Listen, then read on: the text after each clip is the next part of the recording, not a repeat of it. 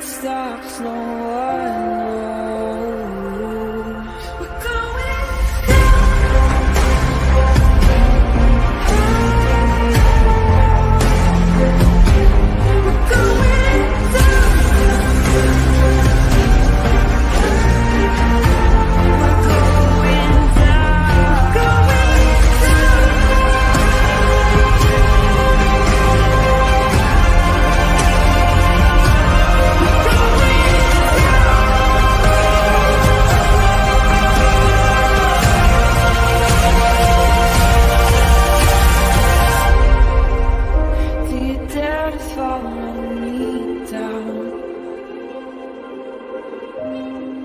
head into the unknown.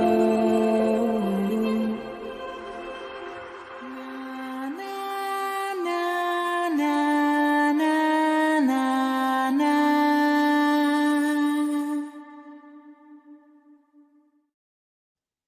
Hello, everybody. Happy Tuesday and happy New Year's Eve. Welcome back to Criminality.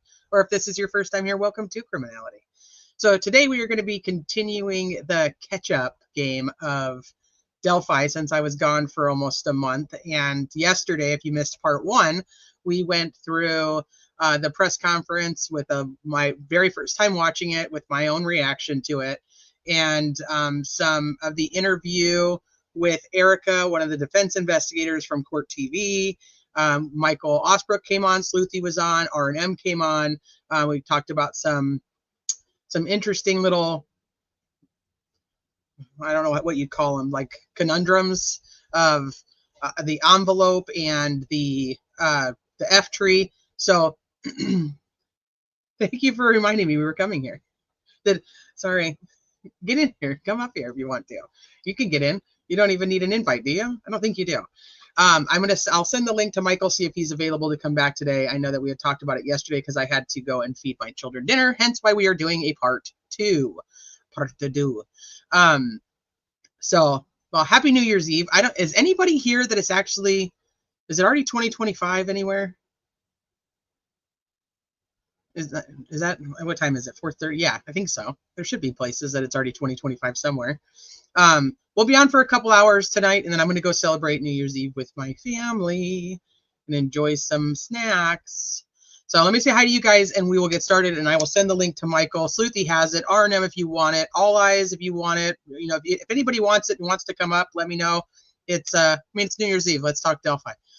So we'll take out the year on Delphi, and then my plan is tomorrow to do my first Flora live, if we make it through the rest of Delphi today. So let's just see what happens.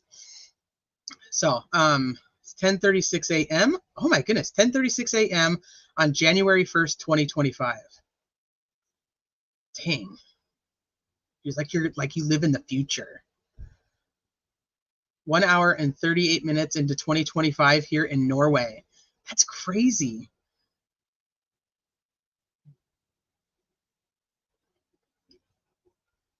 I didn't watch your two videos. Are you going to try to dispute it? I believe she already has disputed it, but I'll let her speak on that. It's only 4:39 where I am, so I'm West Coast, and so I have quite a few hours before 2025 hits. They're very overlapping, absolutely. Sleuthy, did she copyright strike part one also, or no? Did you just take that one down for safekeeping, or did she copyright strike both? So for anybody who did miss yesterday, the beginning of the live, we talked about how I had been on with Sleuthy on Sleuthy's channel, and we did a two-part episode commenting and reviewing the Jerry Holman interview with Hidden True Crime, and it was copyright stricken by Hidden True Crime.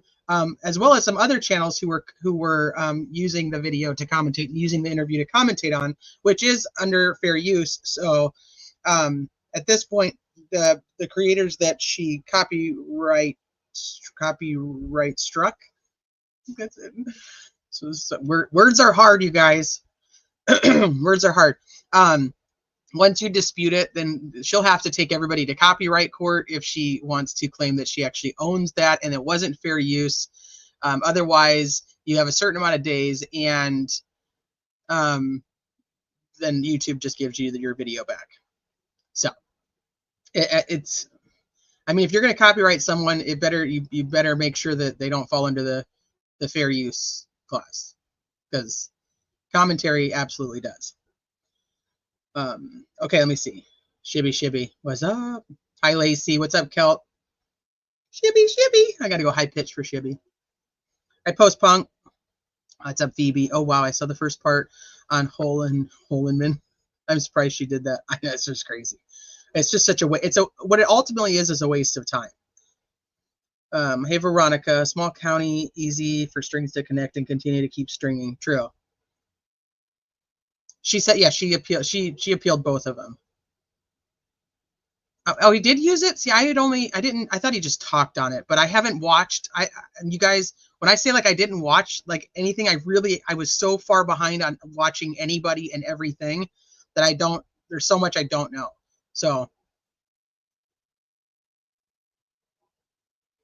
what's up, Goblin? HTC posted Reno on TikTok and no one in the CS had any clue as to what was going on. I don't know what that means. Posted Reno on TikTok? People are saying not getting got. He didn't get got. He didn't get got. Well, I mean, like, to go and copyright strike channels that have like 600 subscribers, I mean, somebody's obviously like sending her a report like, hey, go do these things. YouTube says it's fair use. There is a tab in Studio that does pop up when somebody like if you use if say you use my video and you just go like put it on your channel, like I can go in, YouTube will tell me. It doesn't always work, but YouTube will tell me and I can go like see what you did with it and see if it falls under fair use. There's not much that I ever really stop people from using, so I don't think there's actually anything I've ever stopped anybody from using. They took down the transcript. What's up, Mar? Hey, Cleveland Rocks, make sure to open your door at midnight to let last year out and welcome the new year in. That's kind of a cool tradition if you actually do that.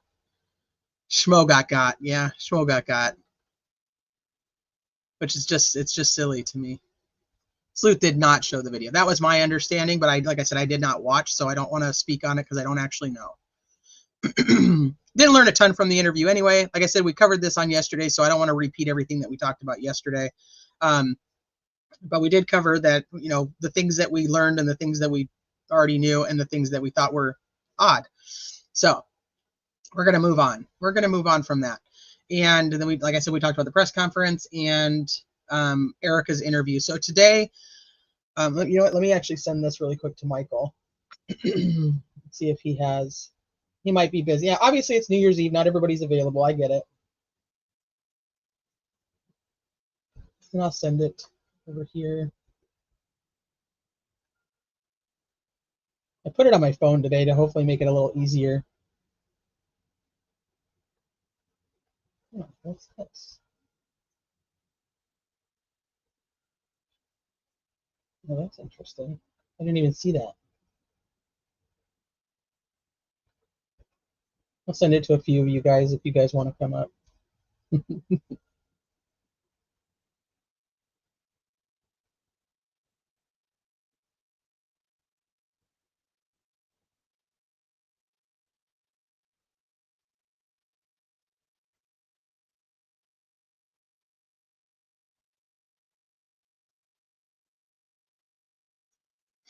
If there's somebody in chat that wants to come up, just let me know and I'll drop you guys a link too. So today we're just going to kind of continue on just catching up on all the things, and so I have a couple news clips that I have pulled up, and we have True Grit Crime, who did an interview with Christine, who's another defense investigator. I've only watched the first part. I haven't watched the second part.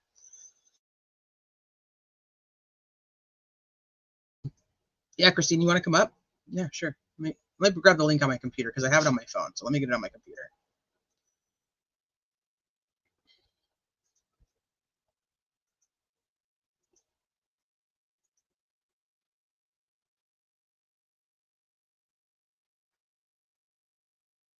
You know, if Walla Walla Bing Bang's here, she's welcome to come up too. Who dropped that? Oh, always a Walmart. I'm late. Going back to the start. Happy New Year, Teresa in chat. You are awesome, Teresa. Thank you. Oh, thank you. I appreciate that. So yeah, if you guys want to come up, like I said, I'm just gonna. You guys have something you want to talk about? We can talk about it. Otherwise, I'm just gonna play some clips and then we'll talk about like what the future could possibly hold for the Delphi case. The Curious Chickpea, what's up? Happy New Year! Eating pizza, drinking champagne, and watching tea. I like watching tea. Okay, let me see.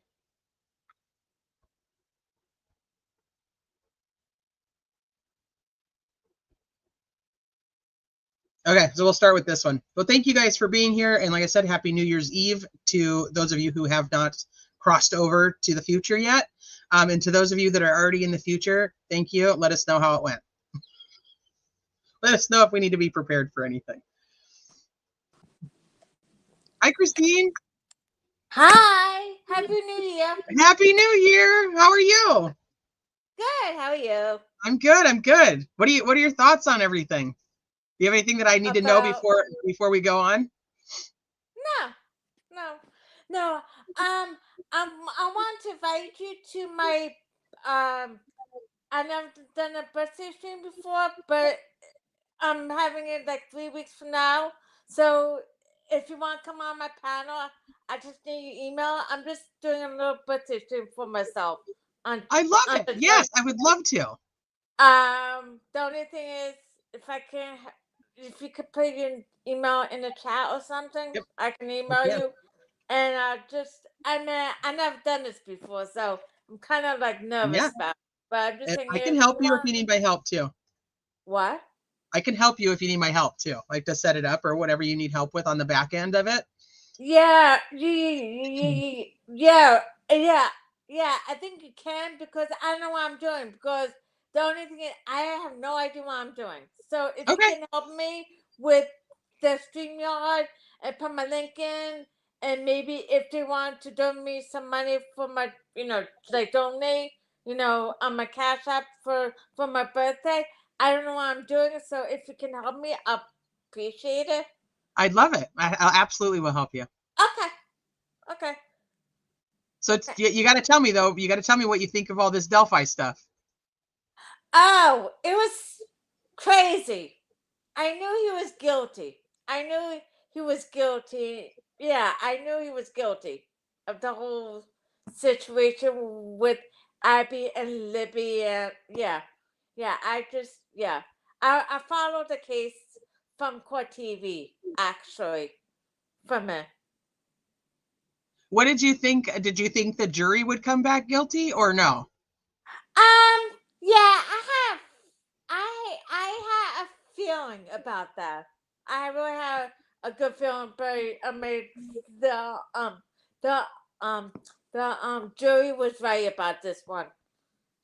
So was there like anything in particular that just made you think like he's the right guy? Like, is there anything that like you were just like, this is why I think it's him? No, I just it was Dr. I think Dr. Phil did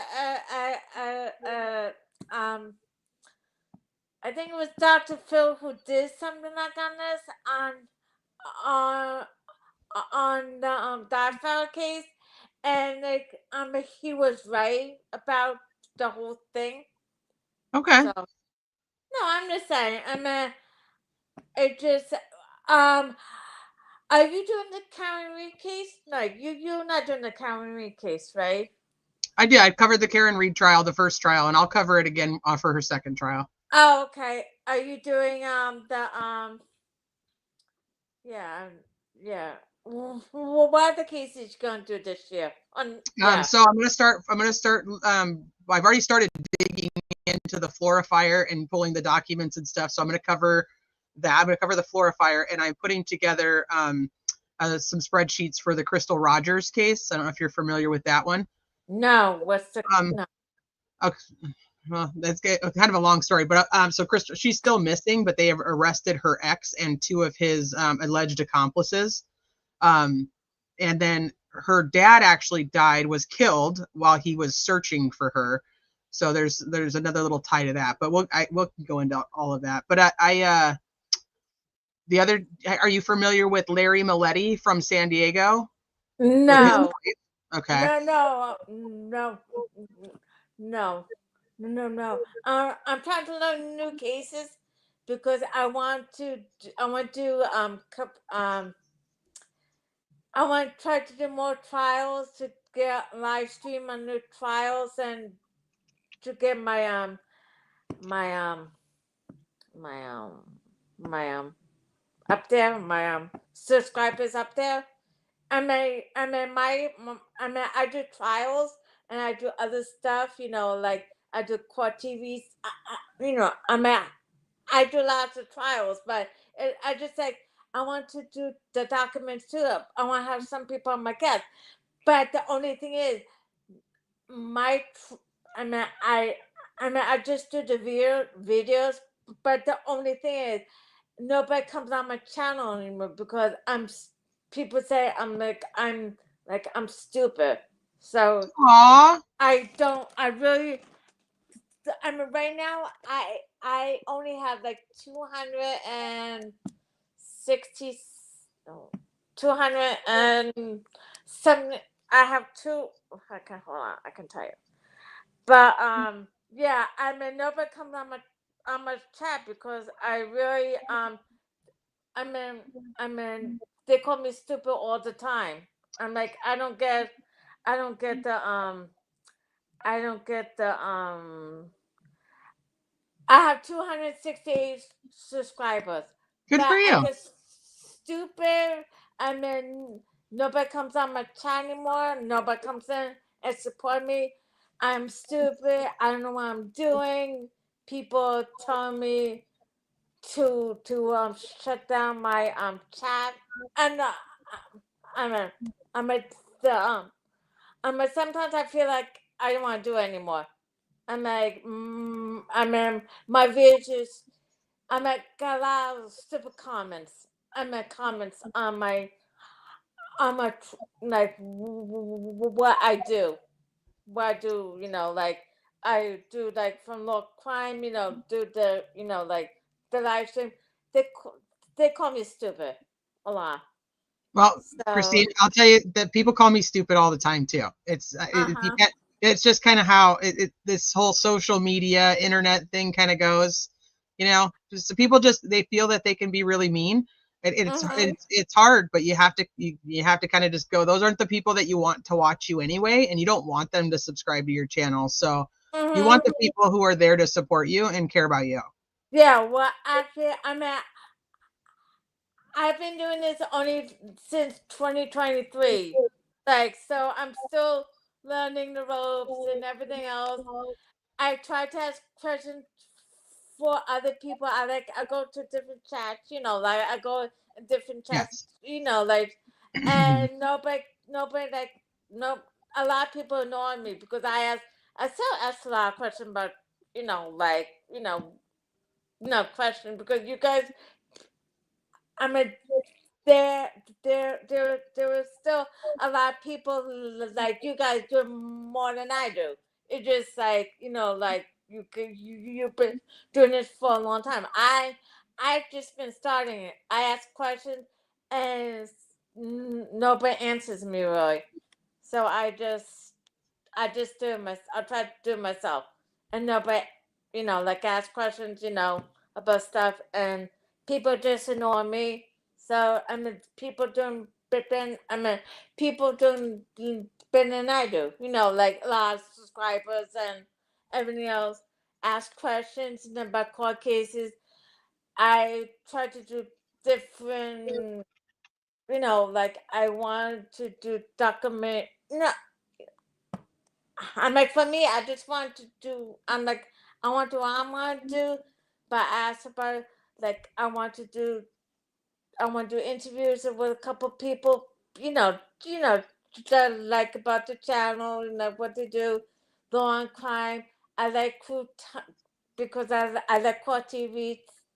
I watch like all or like or the like the crime thing, like or the court TV stuff. I mean, I like it. Just like ask questions. People sometimes they don't answer me, and I try to figure it out. But it just like to me, I'm still learning. I've been doing this for since 2023. Like since Christine, is your channel name? Oh, Michael's here too. Is your channel name just your name, or is it? Do you have a name for the channel? my name is Christine Fortunata at YouTube.com. YouTube. Okay. Would you mind Would you mind commenting in my chat really quick, and then one of the wrenches can go and grab your channel, and they can put it in here for you because people are asking for your channel link. Oh yeah, yeah. Okay, I and mean, then send me an email. I'll put my email in the chat again too, and send me an email, and I'll help you with it, whatever you need for your birthday stream. Okay, thank you. I appreciate it. I love you Of course, guys. absolutely. Love you. Okay. Happy New Year. Okay, happy New Year to you too. Okay. All right, bye-bye. Hi, Michael. Hi there. Hi. Happy New Year's Eve. Yeah, happy New Year's Eve. I've already spoken with my wife on the other side of the divide in Poland. Oh my gosh. So she's in the future. She's already done 2025. Yeah, actually we spoke early in the evening and she said talk to you sometime next year. That's funny. Said, yep. So yeah, and then Miranda just popped up too. She asked in chat if she could come up. So Miranda, happy New Year's Eve. Yeah, happy New Year's Eve. I just wanted to make a comment about something that I noticed from the live that Sleuthy Goosey did Yeah. regarding the interview. I just want to say that I always try to encourage less divisiveness within the community, and I understand that there are emotions because there's people that have very divided beliefs about the Delphi case. So I don't want to offend anyone, but I thought it was really in poor taste that it was titled Pig Roast. And I noticed a couple other channels picked up on that and have since used that to describe, the interview that was done with Lieutenant Holman and then like the review of it. And I just feel like that was an unfair way to describe it. I'm very sensitive about it too because my dad was a law enforcement officer for his entire career. And when I was growing up, I got called like a pig's kid, and I just feel like it's a really unfortunate way to describe someone in the law enforcement community. I understand there's people that have problems with the law enforcement surrounding the Delphi case, but I just really felt that that was, in poor taste. That's just my opinion. I'm not trying to offend anyone here. Um, I I do. respect your opinion, absolutely. And I mean, I understand what you're saying. Like, my dad was a cop, his whole career too. So I think there's a difference. I wasn't ever called like a pig's daughter, and I think that there's definitely probably something to that. It does. My dad was a big jokester, and he would have thought it was funny. But see, like, now your dad may have had a different personality and probably No, my dad was very thick-skinned, and he just, we found out when we were older that it was actually like kids that he had arrested like their parents. We lived in a really small community, so it was like, but he never told my sister and I that when we were growing up. Just said just ignore them. But yeah, my dad was a cool guy, and he passed away this year, but I know. um it's just he was, yeah, he just laughed that kind of stuff off. But I just remember that from when I was a kid, and I just don't like that term. I think it's very disrespectful. And like I said, I understand that there's a lot of like emotions surrounding this case, and there's people on all different like ends of the spectrum about what they believe happened. And like I said, it just was just something that I noticed and wanted to point it out. I understand that there's a lot of things going back and forth too about like the interview getting um, like copied on copyright, um, the copyright strikes on other channels. So that adds another whole layer to it. But anyway, that's just my thoughts. And No, and I thank you for sharing them. And I know you lost your dad this year, and I know December has been very tough for me without my dad. And yeah, I know it's I lost my dad in 2023, and but Christmas was like his favorite time of year. So December is always very hard for me, and it was your first Christmas without your dad, so I can imagine that was probably very hard for you too.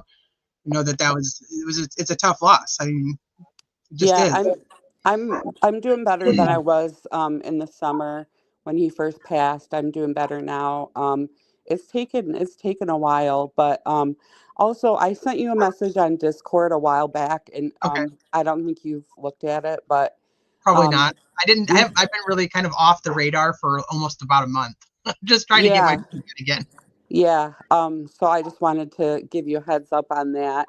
I'll take a look. But anything that we can just do in this community to try to, you know, I like bring people together and just be more respectful is like what I like to. I always try to my hardest to be good to others, and I just feel like if there's a way that we can do things in a more respectful manner, that maybe there won't be as many hard feelings. But I just wanted to shout out and say hi to Kelch and Shibby. I've fought with Shibby in the past, but then him and I have like had a better time, you know. So You I just just say his feel, name with a really high pitch, he seems to like you better. oh really? No, I'm just I joking. I I just yeah, I just wish that this case hadn't like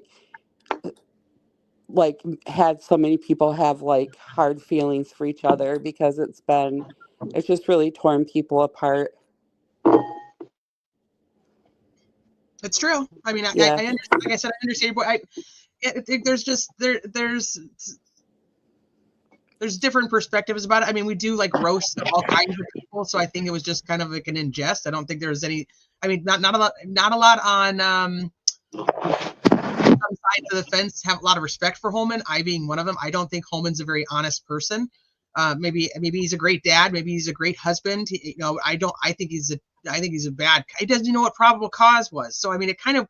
The thing was, is it kind of was a roast, but I understand. I absolutely understand your point, and I respect your point 100%. yeah. Um, I'm going to get off here. I want to wish everyone a happy new year, and I hope everyone has a safe night tonight. Yes, you And too. oh yeah, I'm just staying in tonight. I'm not doing anything exciting. So, but I just want to say I love everyone, and I hope everyone has a great 2025.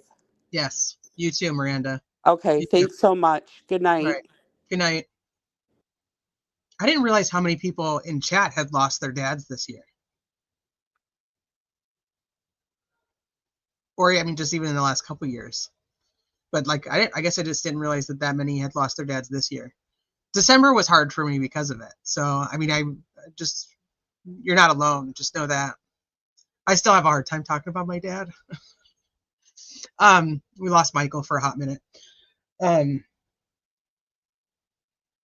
Sorry.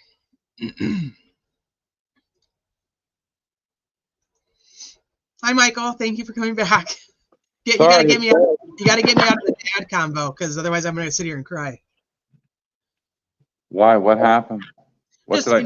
we were talking about December without our dads. So Well, yeah, I've been an orphan for a while, so I lost my dad last year, so this was my second Christmas without him. I'm sorry. That's terrible. That's okay. And Miranda had lost her dad this year, and then we were finding out in chat like a lot of people had their dads pass away this year. So you got to get me out of that. Otherwise we're going to sit here and it's going to be not the stream that I planned on whatsoever. So, Well, I certainly got some bridge guy reaction. yes, yes, you did. I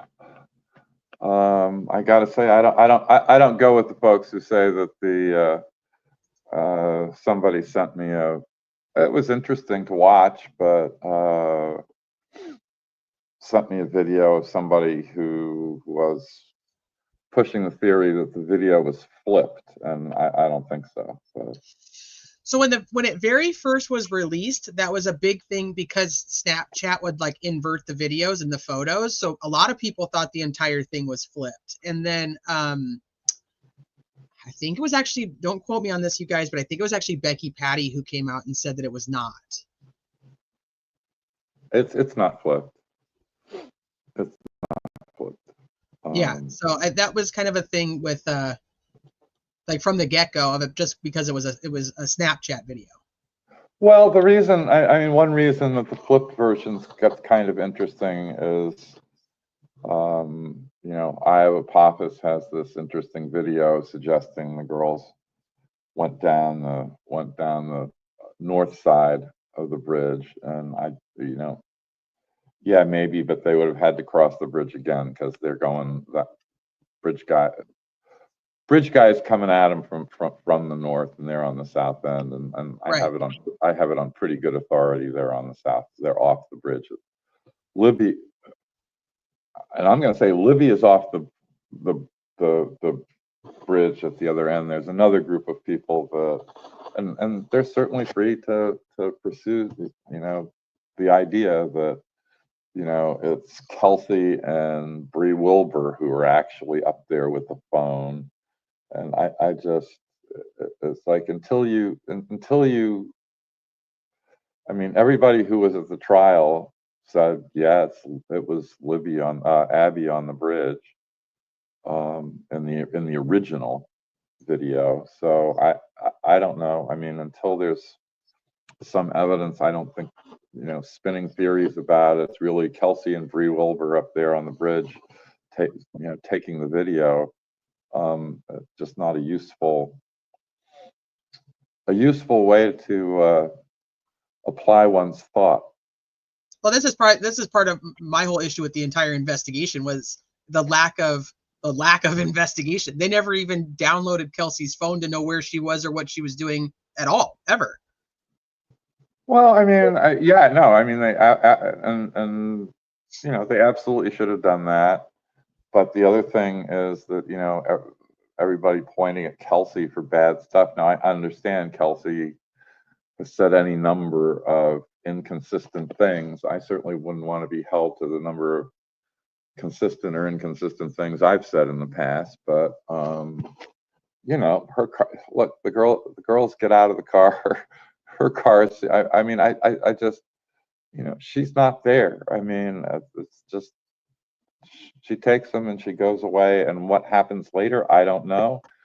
I think that, you know, her hair wrapped around finger is pretty interesting, but I don't think that makes anybody guilty of murder. No. I mean, I think it's also interesting that those sweatshirts do not belong to her. They belong to the girls. And it's like a huge narrative about the sweatshirt that they were given to the girls being Kelsey's, and they're not Kelsey's, they're the girls. Yeah, and you know, I you know, on the subject of an investigation, I mean, you know, I put a tweet up yesterday that got some reaction. To me, it's just, you know, they do this investigation for 2 years, and in 2019 they decide they have to take a new direction. Yeah. And you know, the new direction is, here is a portrait of young bridge guy, and Doug Carter says, oh, by the way, they're the same people. But they put out a press release saying they were no longer looking for the first person, and they were now was their person of interest, and that was from ISP. But you would think that if an investigation, I mean, well, let me put it this way: if it were my investigation, and I've been stymied over 2 years, I'd want to start testing the hell out of the DNA. You'd think. And I might want to do that the first week after the murders. So let's talk about that the DNA part of all the evidence. So the defense team put in the request for them to preserve all of the evidence in the trial, and then Judge Gold comes back and rules that their motion is too vague and that it's denied. Yeah, and I think the request was vague. What do they mean by all evidence? I mean, all the biological evidence that was collected, I think by statute, has to be kept.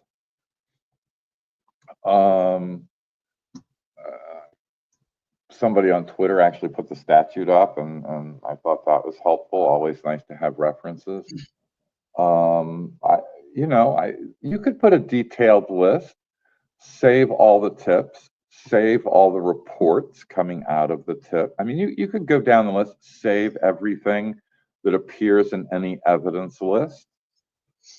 I mean, you could come out with a pretty specific list. It wouldn't take very long. So do you think that's the issue, is they should have just listed like all the evidence that they wanted to keep, or they should have like done Yeah, I mean, I don't know what you mean by so I would think it would be important to keep all the tips. I mean, are the tips evidence? No, not really. Okay. I mean, it's funny, the one tip that is out, so most of the tips, I think, are all hearsay. Somebody saying, so and so was there and looked like bridge guy, and so that's all kind of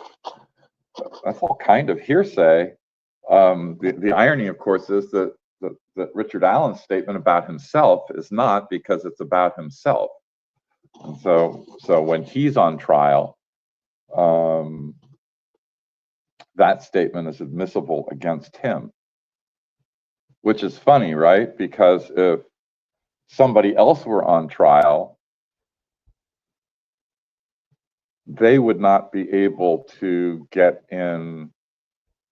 That person without Allen's testimony would not be able to get in Rick Allen's tip about himself. But because Rick Allen's on trial, Doolin's tip comes in. Okay. But now that it's evidence in this trial, would it not be able to come in for evidence if they tried to like try somebody else? Like they say, oh yeah, there's this other person we feel is connected to the case. No, it wouldn't come in on the trial of somebody else. I mean, if you could prove a conspiracy, then you have a statement of a co-conspirator, and that gets dicey. I mean, there are rules for getting that in, but you've also run into the confrontation clause, and the conspirator is entitled to confront the witnesses against him, but the statements of co-conspirators is an exception. It gets complicated. I mean, I think the reality is I mean, unless there's some amazingly convincing evidence, the idea that after Rick's conviction, anybody else can be successfully prosecuted is probably pretty far-fetched. Not impossible, but unlikely. So why do you think they left the tip line open? Well, I don't know, but that's the other thing. The defense should have. I mean, they should be asking for all tips, past, present, and future, to be maintained.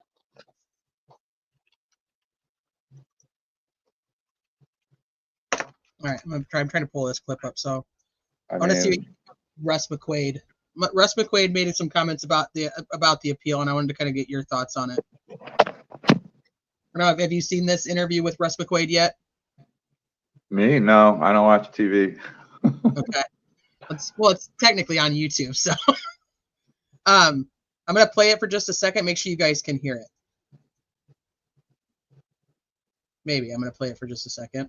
Fox 59's Russ McQuaid has followed Allen's journey from his arrest to... Can you guys hear that okay? Yep. Okay.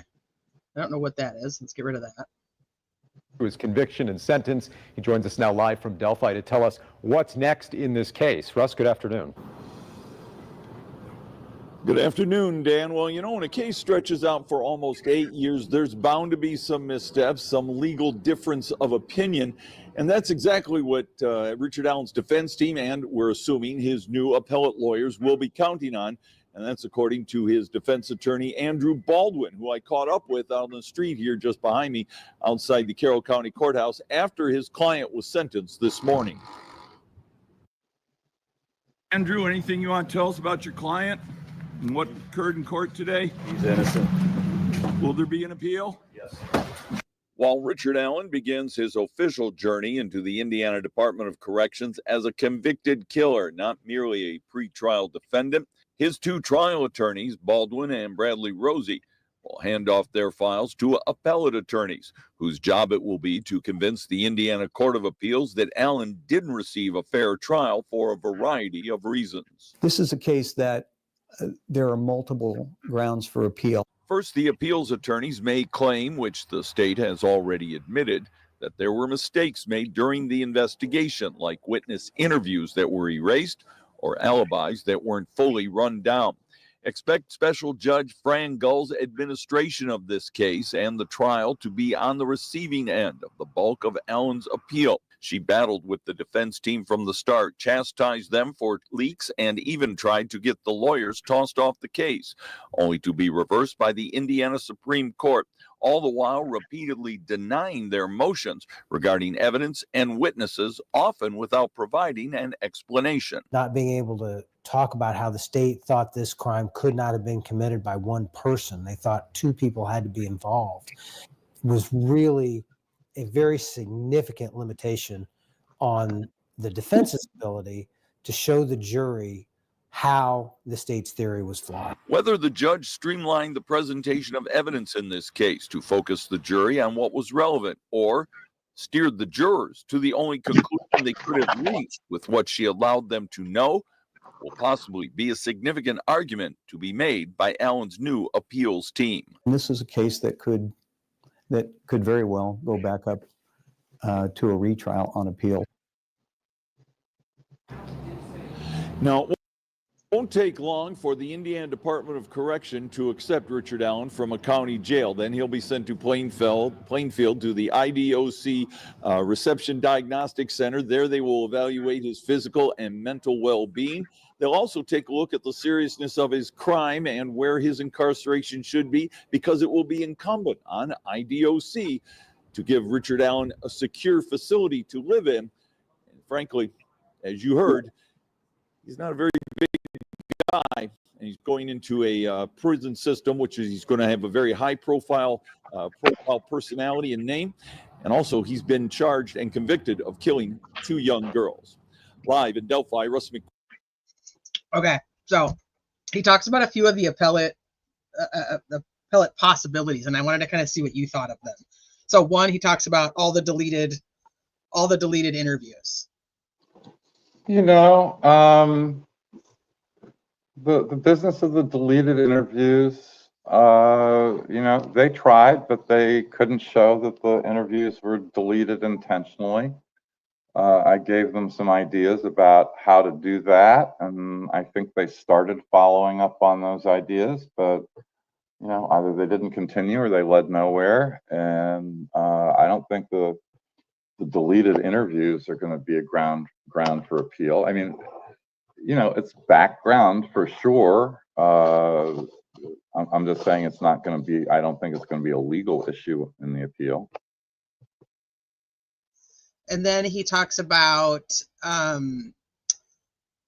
just Fran Gull's rulings in general. We'll talk about that in just a second. So I'll go to the third thing that he talks about is, you know, her not allowing the third party defense and the fact that most of the investigators thought that there was two people involved.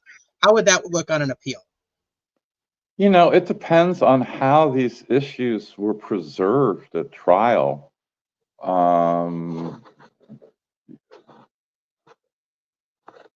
The fact that the law enforcement thought that there were two people or two or more people involved, yeah, that could be significant. You know, I think again, I don't know how the issue was preserved, but not being able to use the sketches. I mean, you know, Betsy Blair was the source of one of those sketches, and I mean, they were absolutely entitled to show her the sketch and show the jury the sketch and ask her, is this what the person you saw looked like?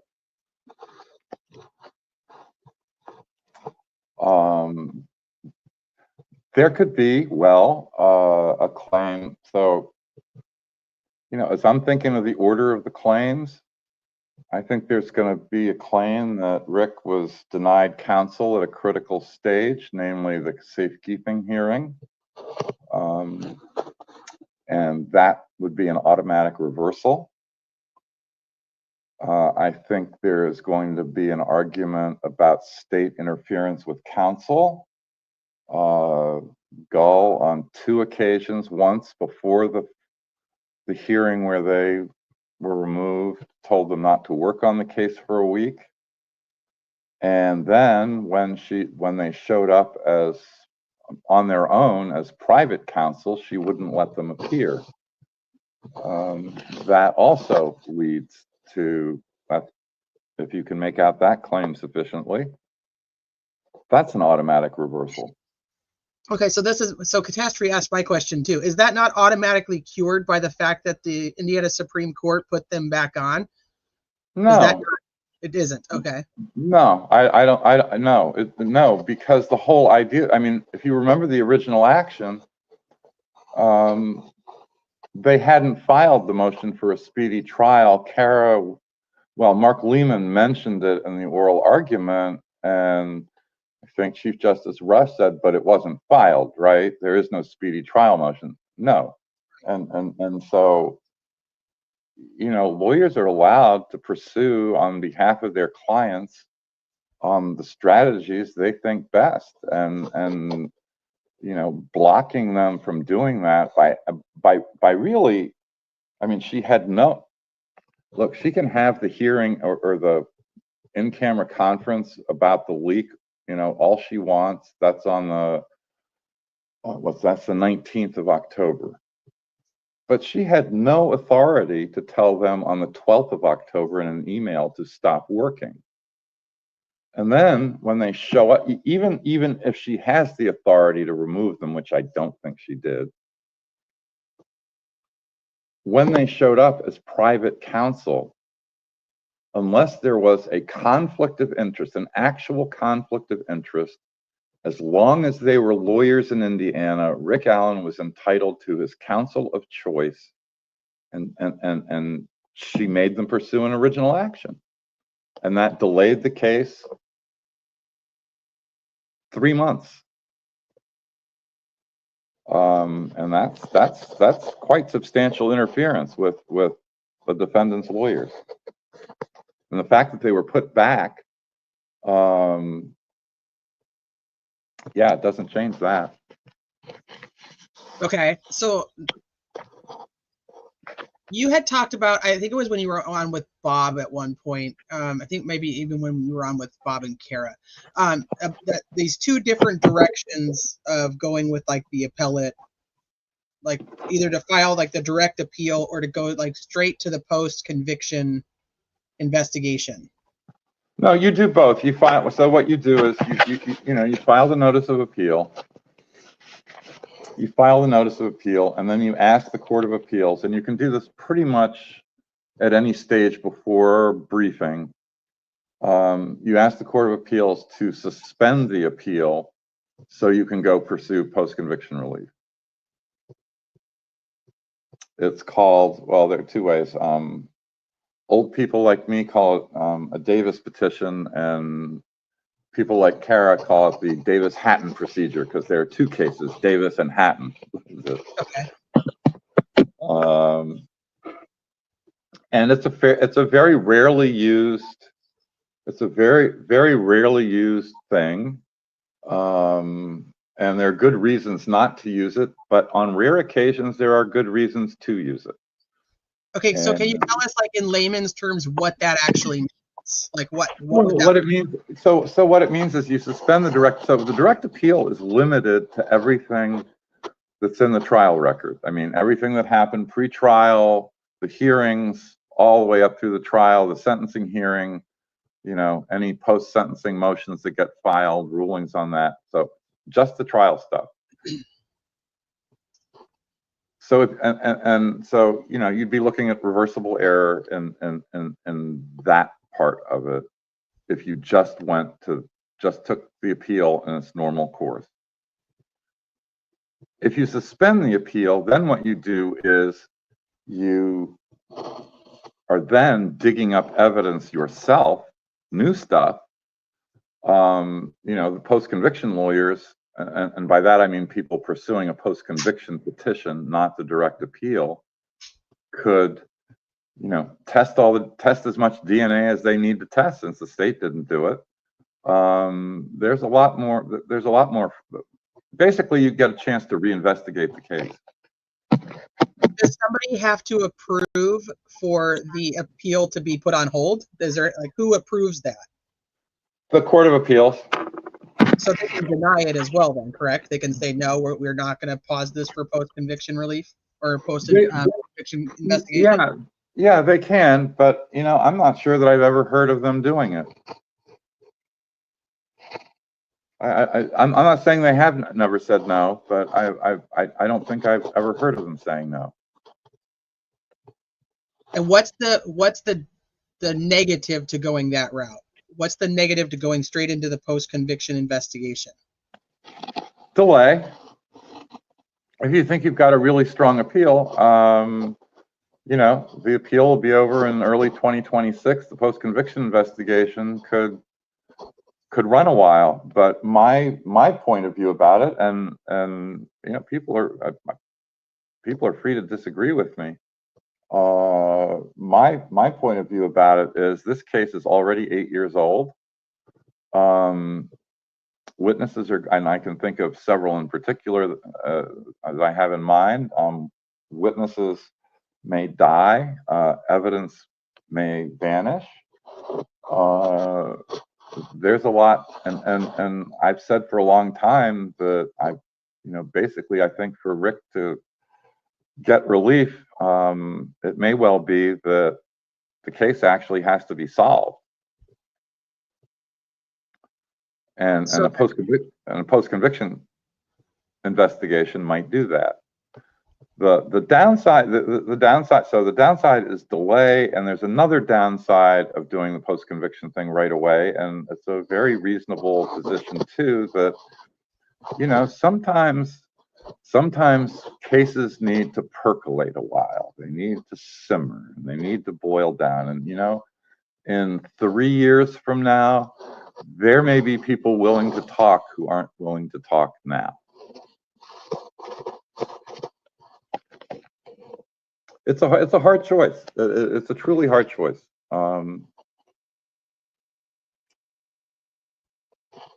Happy to answer more questions about that if there are any. I want to say hi to DB because he just jumped on, and I'm looking at his Christmas sweater. And if you guys, let me get this off the screen so you guys can all see DB's Christmas sweater. Welcome, DB. Thanks for joining us. Hey, He's happy to be here. Thanks for having me. He's got a Phoenix Christmas sweater on. Well, I did have to go to an ugly Christmas sweater party on RNM's channel, and I thought, what is the ugliest thing I could put on a Christmas sweater? And it's my mortal enemy, Fiend. So, Your mortal enemy. Yes. So I have a question for Michael. Yeah, absolutely. Go ahead. Michael, so I see that the state public defender's office has asked for 2 appellate attorneys. They said it's crucial for him to be able to get a fair appeal. Do you think a judge denying that with that wording would prejudice the defendant? You know, I think the answer is if Judge Gall says no, which I don't think she will actually, but if Judge Gall says no, I think whoever's appointed can go to the Court of Appeals and say, you know, we've got to have another lawyer here. It is an entirely reasonable request. I haven't spoken with a single experienced appellate lawyer who thinks one lawyer can handle this. I think two lawyers can only handle it with a lot of help. It's a monster of a case. I mean, and a mess has been made of the record because even now, not everything is on the docket that was filed. When it comes to the technology, I think you've talked about it in the past where it's really a desktop review for direct appeals. You're getting the paperwork, you're looking through everything. Also with the habeas, I mean, you're going back through the files, right? Do you think that appellate attorneys and habeas attorneys are a little bit more qualified or set up properly to handle the higher volume of evidence uh, because of how they're always constantly getting everything post-trial? Oh yeah, I mean, yeah, sure, because the relevance of all that evidence is going to be funneled through the objections and the way the issues were preserved, and yeah, I mean, I don't think the volume of evidence is a problem, but the only problem with the volume of evidence is putting together the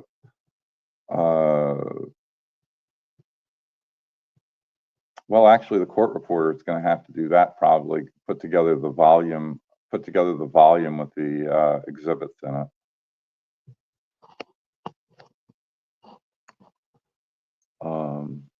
Does that answer your question? Yeah, that's fantastic. Thank you.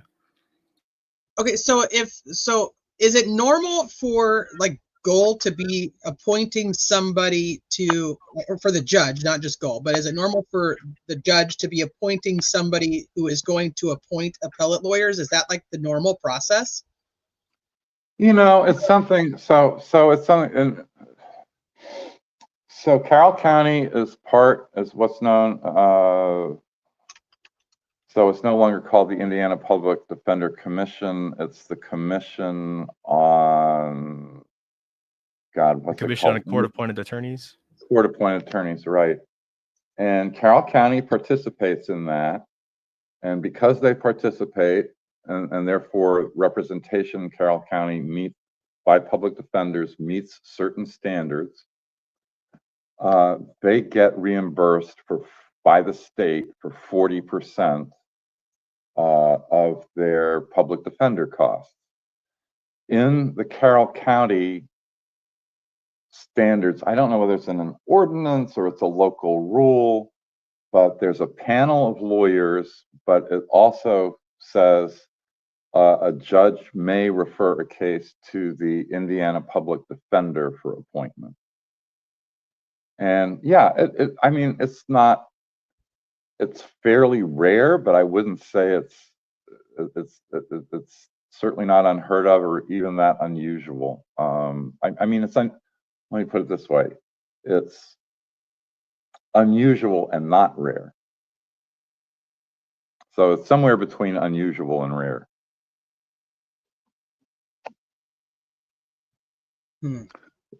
Look, for instance, you have a problem, sometimes you'll have a problem. So Lake County has, I think, 4 public defender. I mean, they have a sort of appellate division of their public defender office. And you could easily come up with, so they got 4 lawyers up there, I think, that was at last count. And, what if they've got a conflict? Well, then they've got to get another, somebody who's not in that office to do the appeal. So they've got 2 co-defendants and for some reason they have a conflict. They'll go to Amy Carozos, the Indiana Public Defender, and ask her to appoint somebody. And it's actually, it is Amy, and I don't know that Judge Gull has understood this, but maybe she has. Amy appoints lawyers, but with the concurrence of the judge. That is to say, the judge has a veto. And for what it's worth, I won a habeas case. It went back to, guess what county? Allen. It wasn't Judge Gull. The state public defender appointed me after I spent 5 years on the case in federal court. The public defender appointed me to represent this guy in his new direct appeal, and the judge said no.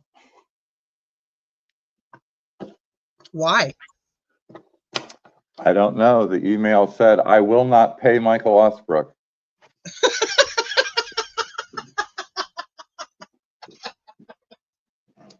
Hey, I think that means if you're a habeas attorney, that means you're probably doing the right thing, right? That seems like a sign. Yeah, don't know what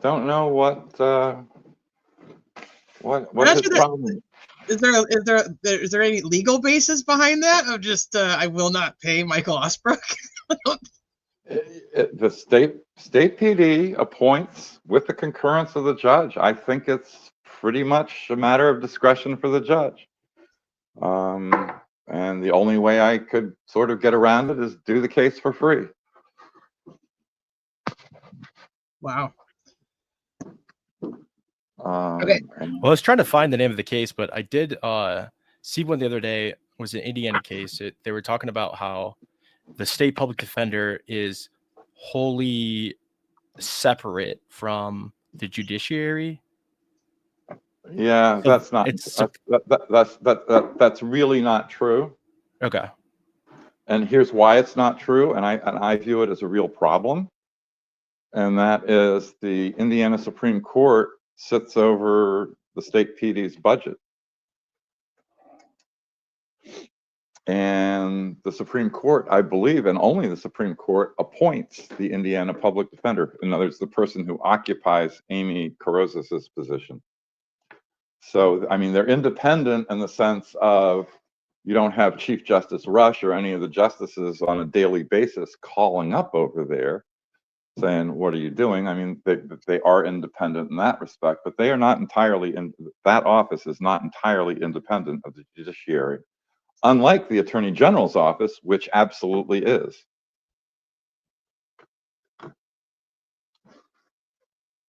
So, and yes, is there an oversight issue like too? Because otherwise the OIG would have jurisdiction outside of the Supreme Court.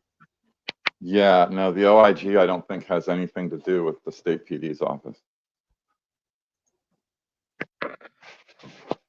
I've never heard of anything, but of course, I guess if there was something to investigate, I don't know, maybe the Supreme Court could. My guess is the Supreme Court would like appoint a law firm to do the investigation. I don't know. I mean, it's just never come up.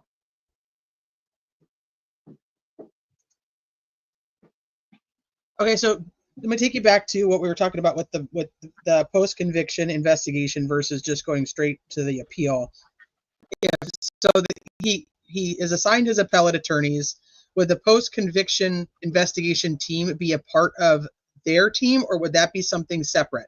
Like, how would they make the decision? Would the appellate attorneys be the ones to make that decision, or how does that work?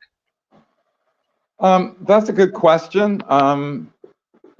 This case might actually go to an innocence project for the post-conviction investigation, and there are ways that it could go to the state PD's office for the post-conviction investigation. It would not be. It would be separate lawyers. It would not be the appellate lawyers for, you know, whom Amy appoints and Gull concurs in. So who then ultimately makes the decision on which direction to go? Well, you'd have to see whether, who makes the decision about whether to just go forward with the appeal or try to suspend the appeal? Right. I think in the end, Rick Allen has to make that decision. And that would be two different teams of people. They would not be working together. No, but I guess the other thing is, another advantage is this is such a huge appeal, right? I mean, there's such a volume of stuff, all the hearings, all the motions, and like we don't even know what's in the white noise. Right. you know, while the post-conviction case is going without being up against the usual appellate deadlines, you know, the appellate lawyers can be getting the direct appeal ready. And the other thing is you can try to reinitiate the appeal at any time. Like you can stop the post-conviction investigation and just go, okay, we want to unsuspend the direct appeal and we're going to go straight to that. Yeah, I mean, I haven't really seen that happen, but I don't think in principle there's any reason you can't. Okay. But I'm fairly confident that a post-conviction investigation, with the right resources applied in the right way, will actually. I mean, I've seen stuff already that it's not in the record, and some pretty powerful stuff. Okay, interesting.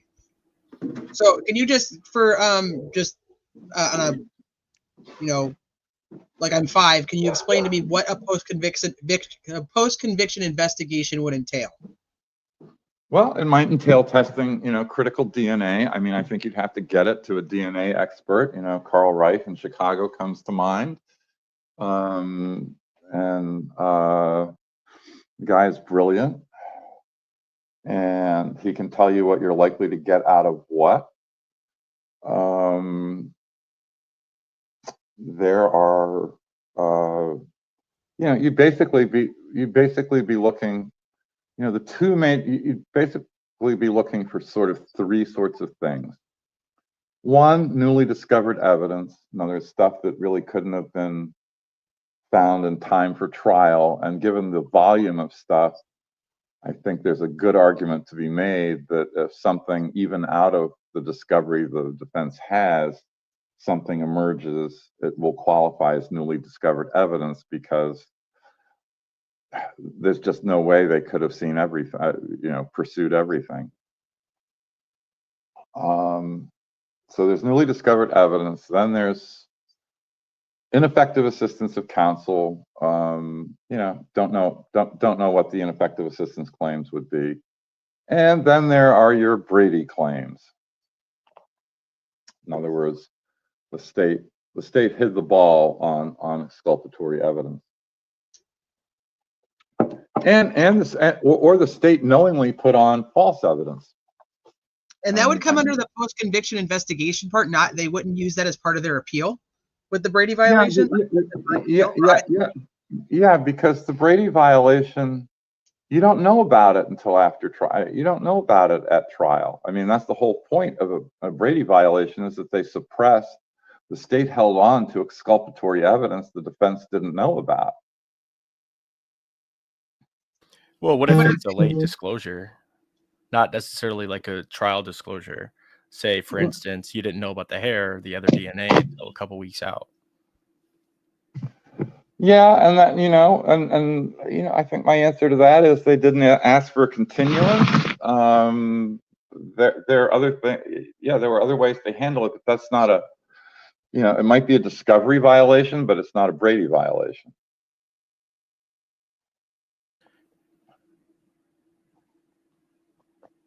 Okay, but would a Brady violation not just go for like under the direct appeal though? Wouldn't the appellate attorneys want to be using Brady violations, or no?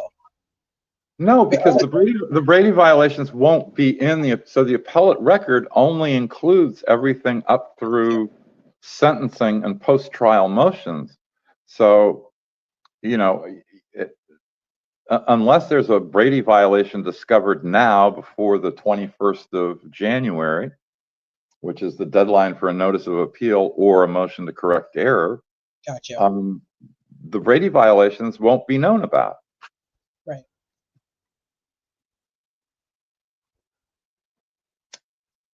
Okay, so I have a question. Go ahead. I don't know if you wanted to, if you had a question or you were trying to think of one, T. No, I was going to ask Catastrophe's question. Oh, okay, go ahead. So that Catastrophe was asking, what if the appellate lawyers just treat like this case like it's just a standard loser case, like it's just another one that's in their stack of cases, and they're just gonna, I mean, is that a concern? Is that even something to worry about?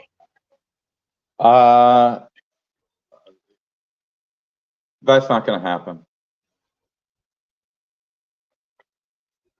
Okay. I am confident that's not going to happen. You think maybe appellate attorneys would really be putting in a good word for trying to get this case? I know some pretty smart lawyers who are likely to be appointed in this case.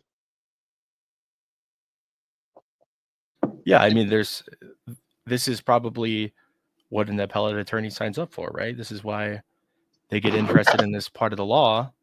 There's a lot of issues that you get to see probably as an appellate attorney that are pretty ripe in this case to be material and change the outcome of the trial, right? Well, maybe. I mean, I think there are a lot of appellate lawyers. I mean, they're only going to be making $100 an hour. And if they've got a private practice on the side, I think, Brad and Andy took, I think by doing this for $100 an hour, took a pretty big financial hit over 2 years. So, in the public defense world, I mean, just from a sort of practice point of view, not a business point of view, this is the kind of case an appellate lawyer would die for. So would they not be happy if it went post-conviction relief at the same, or post-conviction investigation at the same time? No, because they could still be working on as I was saying, if the post-conviction investigation's going on, they don't have the usual appellate deadlines, and they can be, put the appeal together in a bit more leisurely fashion and just make sure it's ready in case the post-conviction case is coming up on appeal too. But, call me optimistic, but I am pretty certain that a good post-conviction investigation will lead to Rick's convictions being vacated.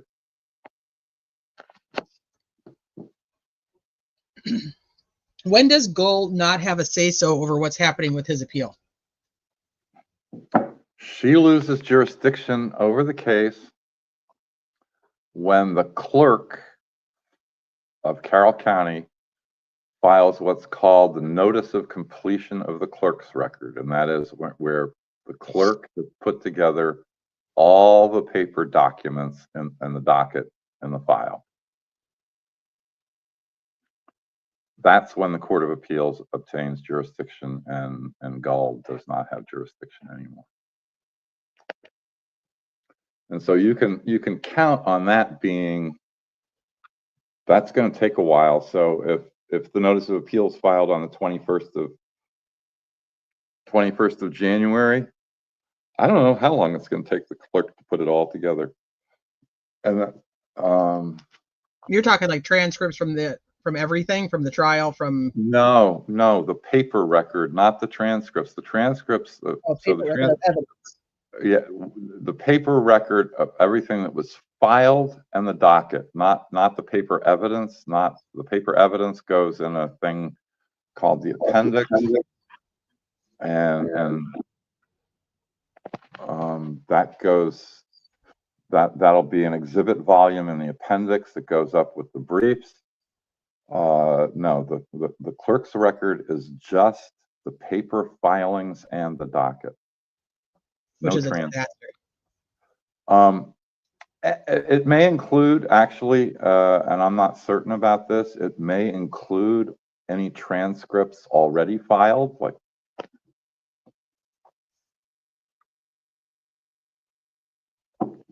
Does the clerk have a deadline? There is a deadline for it, and it might be 30 days, but I guarantee you there are going to be multiple extensions on a lot in this case. Well, I have a one more question, and then I have to go. As many as you want. Michael, I've been reading about the reasonable theory of innocence instruction.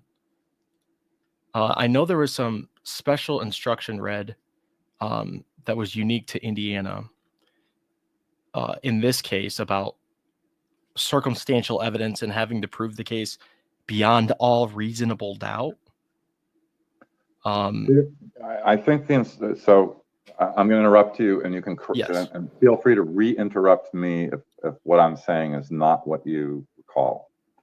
I think the instruction that was given that Andrea Burkhart commented on was the one about where the case is based entirely on circumstantial evidence. You have to try to fit the evidence to the hypothesis that the defendant is not guilty, is innocent, is not guilty.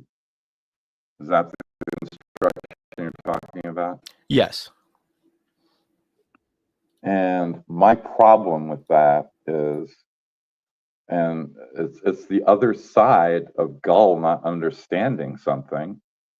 I don't believe this is a circumstantial evidence case. The Indiana Supreme Court has said that confessions are direct evidence of guilt. And so it's not, so Rick's confessions are direct evidence, and I don't think the circumstantial evidence instruction should have been given. Yeah, so my concern, I guess, is that I've seen there was a case, Nichols v. State. The way they laid it out was like, because this was read, that it's like insurmountable on appeal. What? Well, just that the way the instructions are so specific and beyond all reasonable doubts, I guess a higher standard, the way they're communicating it. And so it's harder to overcome an appeal because this instruction should have told the jury, no, you guys got to be really, really, really sure about this one. Well, and that may be true if you're just talking about a claim on appeal that the evidence was insufficient to convict. But I don't think anybody's going to be wasting any paper on that claim. Oh, okay. I see what you're saying. That makes sense now. So it's not going to have an effect on other structural error. It's going to be something like, yeah, okay. On other legal error. Okay. Now, some of the legal error may be structural. Some of the legal error may be, subject to harmless error review. The structural error things are basically if you prove the error, you don't go to harmlessness. Prejudice is presumed. But then there are a bunch of other claims. Like a chronic claim. Well, a chronic claim is prejudice is presumed. So is state interference with counsel. That is why those claims are the appellant's friend, if you can make them out. I mean, I think everybody's concern about this on the legal error that's not structural error is that, court on appeal can say, yeah, that shouldn't have happened, but because of the confessions, those errors were harmless beyond a reasonable doubt. They don't affect anything ultimately. Well, no. Well, yeah. Yeah. I guess, yeah. I mean, they're constitutional errors, and if there's a constitutional error, the state's got to prove or show to the Court of Appeals that the error was harmless beyond a reasonable doubt. If it's evidentiary error, the state's got to show that it didn't.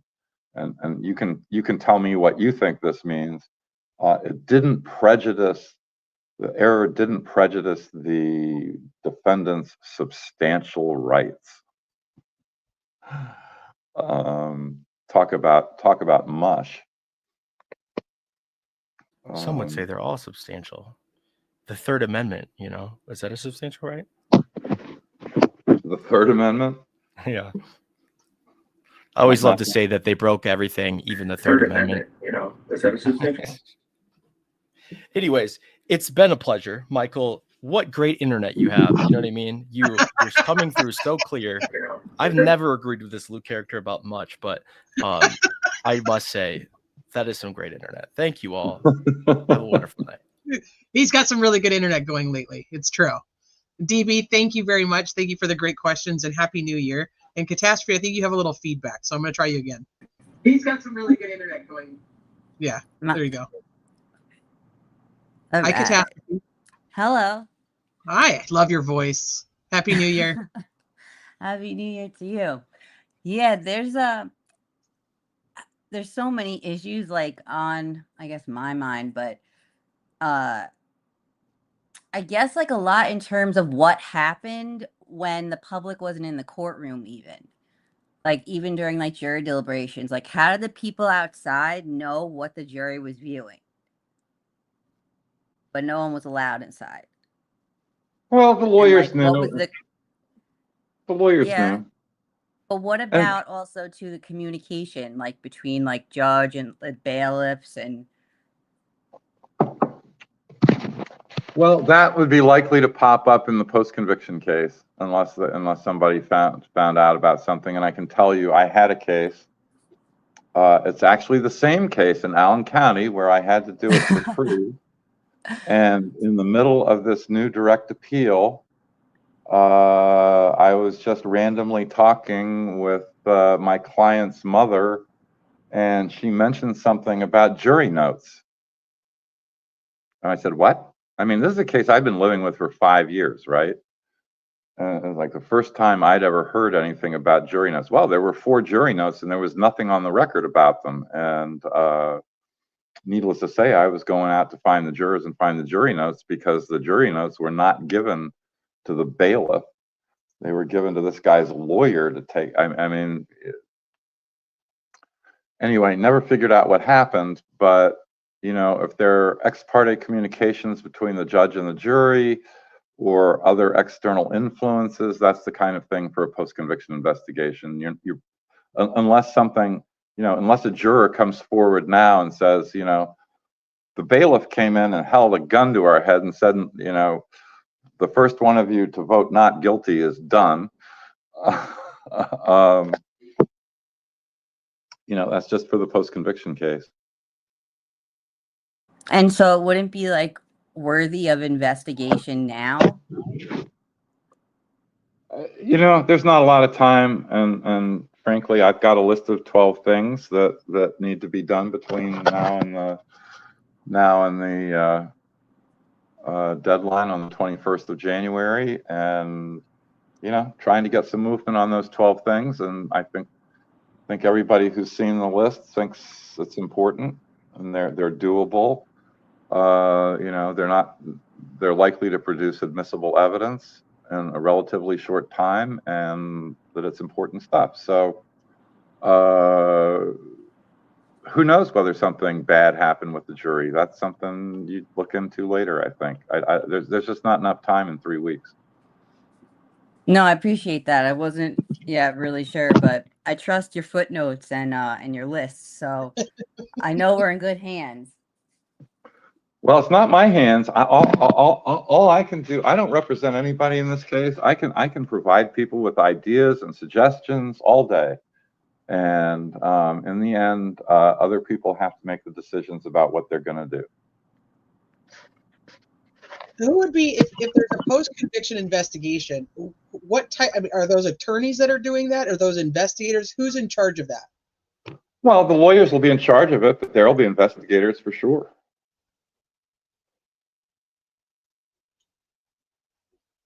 And are those attorneys just ones that just come on and just say, hey, we want to do this, and Richard Allen, you can tell us this is the route you want to go? Or how, I mean, who does it? Who appoints them? Well,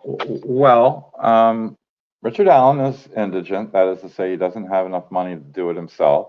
Correct. So it would either be the state PD's office and lawyers there, or it would be one of the Innocence Projects. And so there's a new Indiana Innocence Project in Indianapolis, and there's Notre Dame.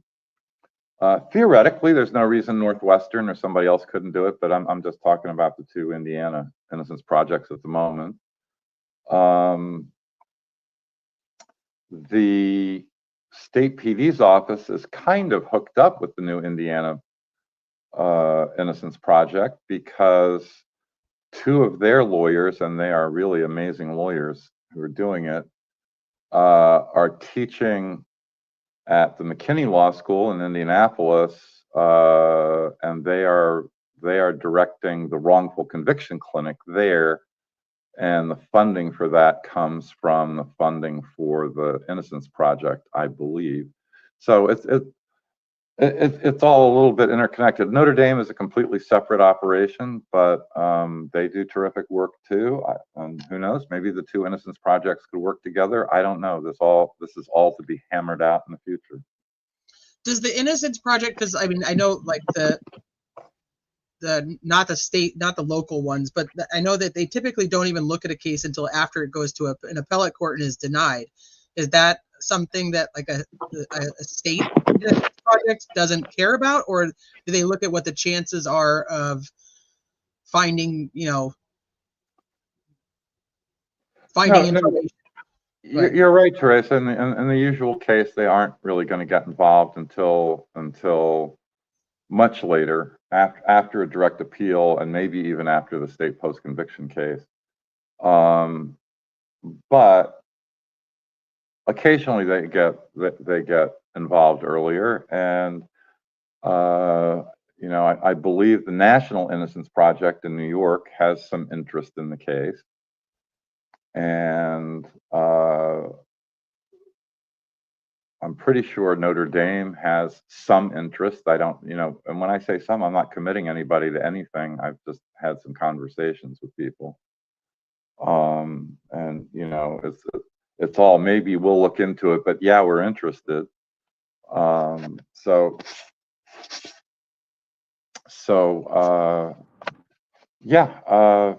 So all those people who would partake in this post-conviction investigation, just to clarify for the chat too, they're all independent. They all have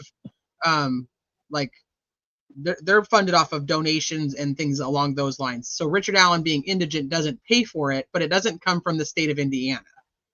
Right. If he went to the state PD's office, it would. You mean through like his agents, like acting on his behalf? Because I think like he has to be the one to like, or someone representing him on his like be able to file it with them, right? Like with the Innocence Projects.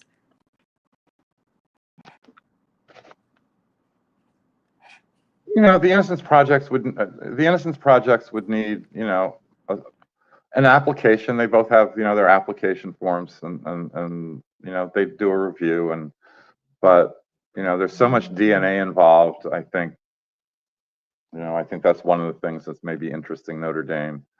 What DNA?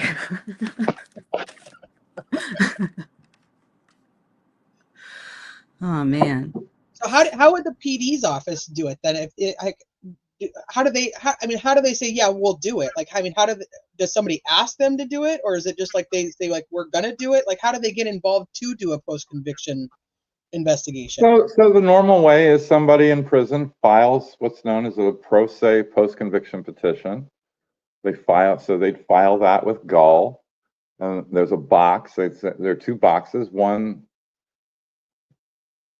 there are two things. There's a box that says you want representation by the state PD, and two, there's an affidavit of indigency, basically saying I don't have any money. And so you file that, and the court has to forward that to the state PD's office, and the state PD represents them. So he's just assigned people from the public defender's office again? Yeah, but it's the state public defender. So all that office's main work, which is 40 lawyers, is state post-conviction work for poor people. Are you talking about now or at the end? I'm sorry, I don't understand the question. I guess like now he has to submit that paperwork, or like that's already like happening right now, and so Rick doesn't have to do anything until like his lawyers are appointed, or is this something that's like on a later point, like when your appeals are denied, that you like still want to do like get representation for Well, again, normally it would be,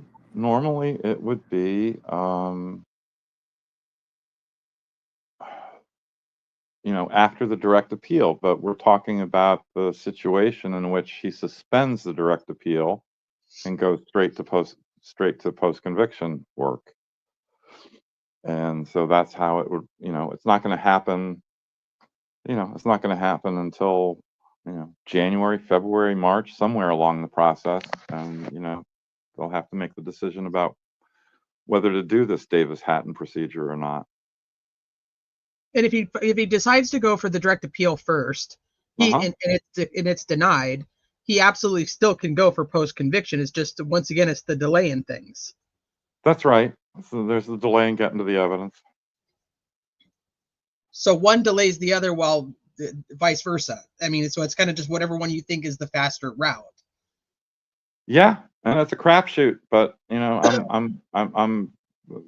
mean, there's so many such good facts in this case that I think can be pursued still. I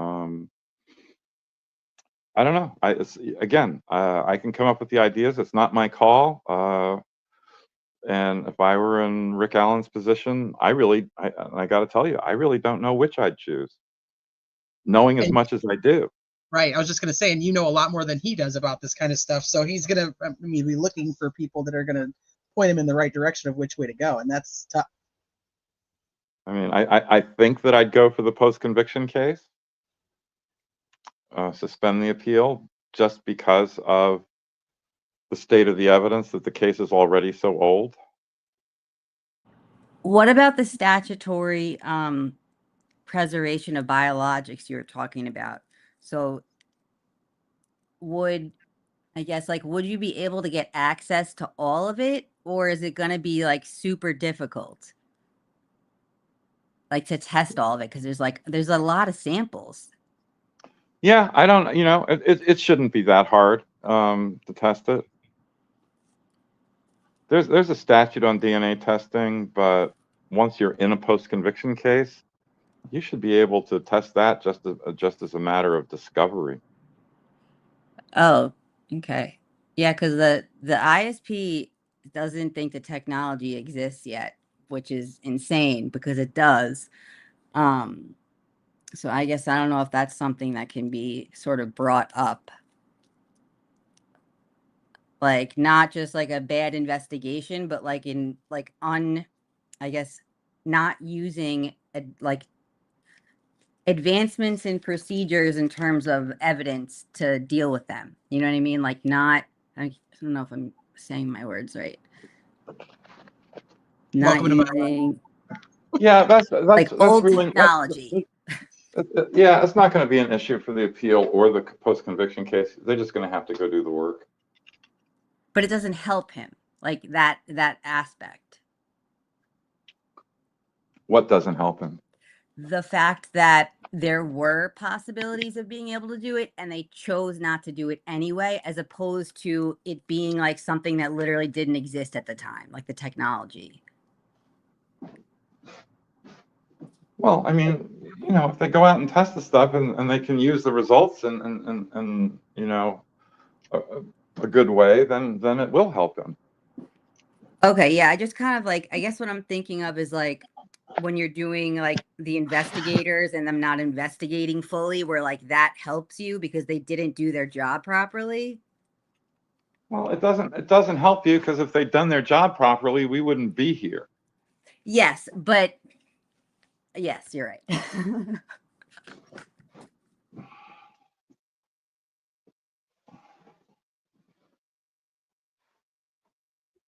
I mean, it's really something that of all the people in the world they friggin' picked on, it's a 5'2" guy with no criminal record who's out in the open at CVS every day, and all of these people saw at some point over those 6 years before he's arrested. They all saw him there, including Tobe. And right. He was there during COVID, which means that he was wearing a mask. So like this whole he was wearing a face covering, where if anybody saw him, they would see just that part of his face for a couple years. I mean, the part working in the store. the part of it that's always gotten to me is that with this ginormous reward out there, nobody even falsely turned him in. We don't know that, right? Though, like, because there a lot of tips were other They said people the were only turned tip in. about Richard Allen was from Richard Allen. Was The from only Alan. was from Yeah, himself. but I guess I just mean any other tips for any other person. Oh, No, but what I'm saying is that so what I'm saying is he so is not Bridge Guy that nobody even like thought it would be an interesting idea to try to get the reward by turning him in as having been out there, even if they didn't think it was him. yeah, he didn't come up on anybody's radar as a possible, oh my gosh, he kind of looks like Bridge Guy. He's wearing his blue jacket and his jeans and looks just like that guy from that video that we've all seen. Right. Right. I agree. And I nobody guess identifies him as Bridge Guy, so I mean we're still stuck on that. But Nick wants to say they did, but they didn't. it's like a conditional proof, like the whole case, like where he's like, if you can accept that Rick Allen is Bridge Guy, then you can accept that he's the killer. Where like you said all the witnesses saw Bridge Guy, but nobody actually saw Rick Allen. So like the link was not made at all. There was just this like empty space that he just kind of said that he made the link because they like to say things that they totally didn't do. But I guess you were saying too, like with the Indiana Supreme Court considering a confession as direct evidence of guilt. So like eyewitness testimony, it's like awful. So like, is that ever going to be a possibility to like introduce evidence about like how unreliable it is? You know, not now. And frankly, the eyewitness testimony was helpful to Rick.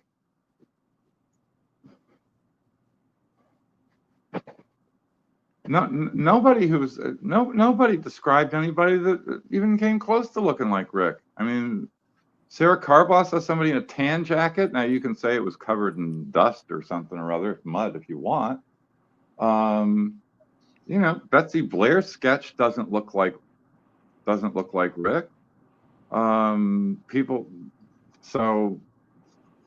But 2 out of 61 confessions fit the bill, so like that works. Well, confessions. Look, there are a lot of people who don't think you confess unless you did it, and that's an unfortunate untruth.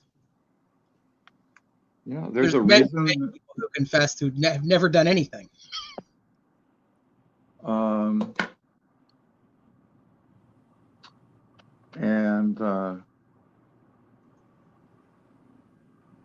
yeah, so I mean, I you know, the eyewitness. I mean, it's funny, Catastrophe. You say, you know, the eyewitness testimony is unreliable over the lynch mob that's come out to celebrate.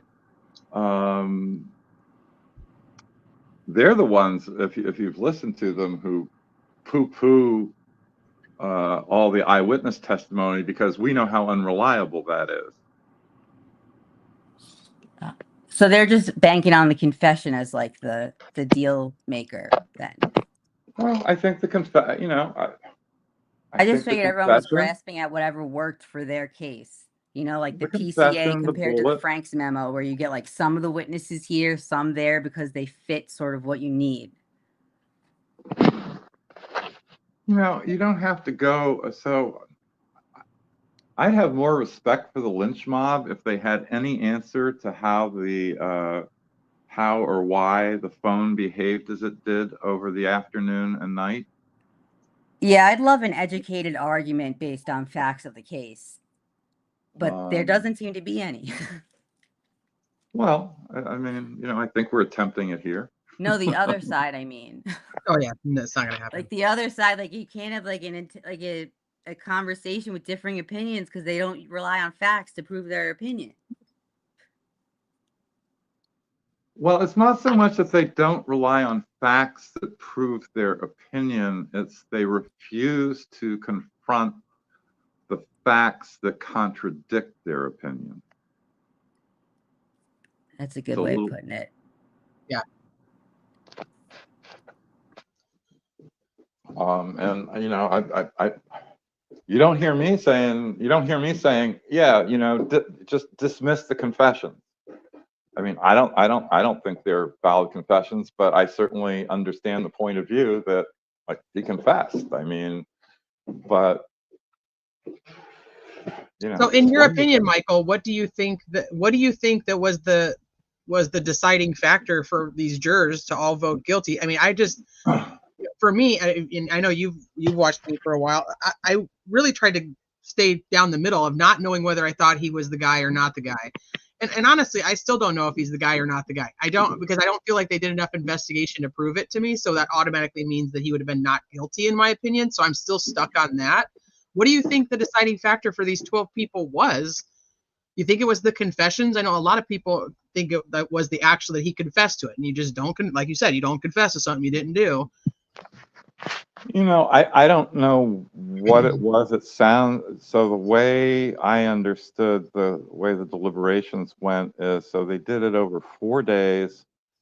I think they had probably at least one and maybe more than one person holding out, probably for not guilty.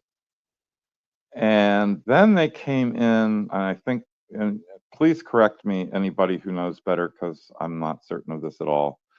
But I think they came in and listened to the enhanced audio from Libby's phone, Mm-hmm.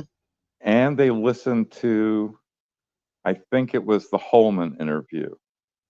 That's And what we were. so, That's what we were told. But But who did you hear that from? Because no one was let in the courtroom, but the attorneys and the defendant.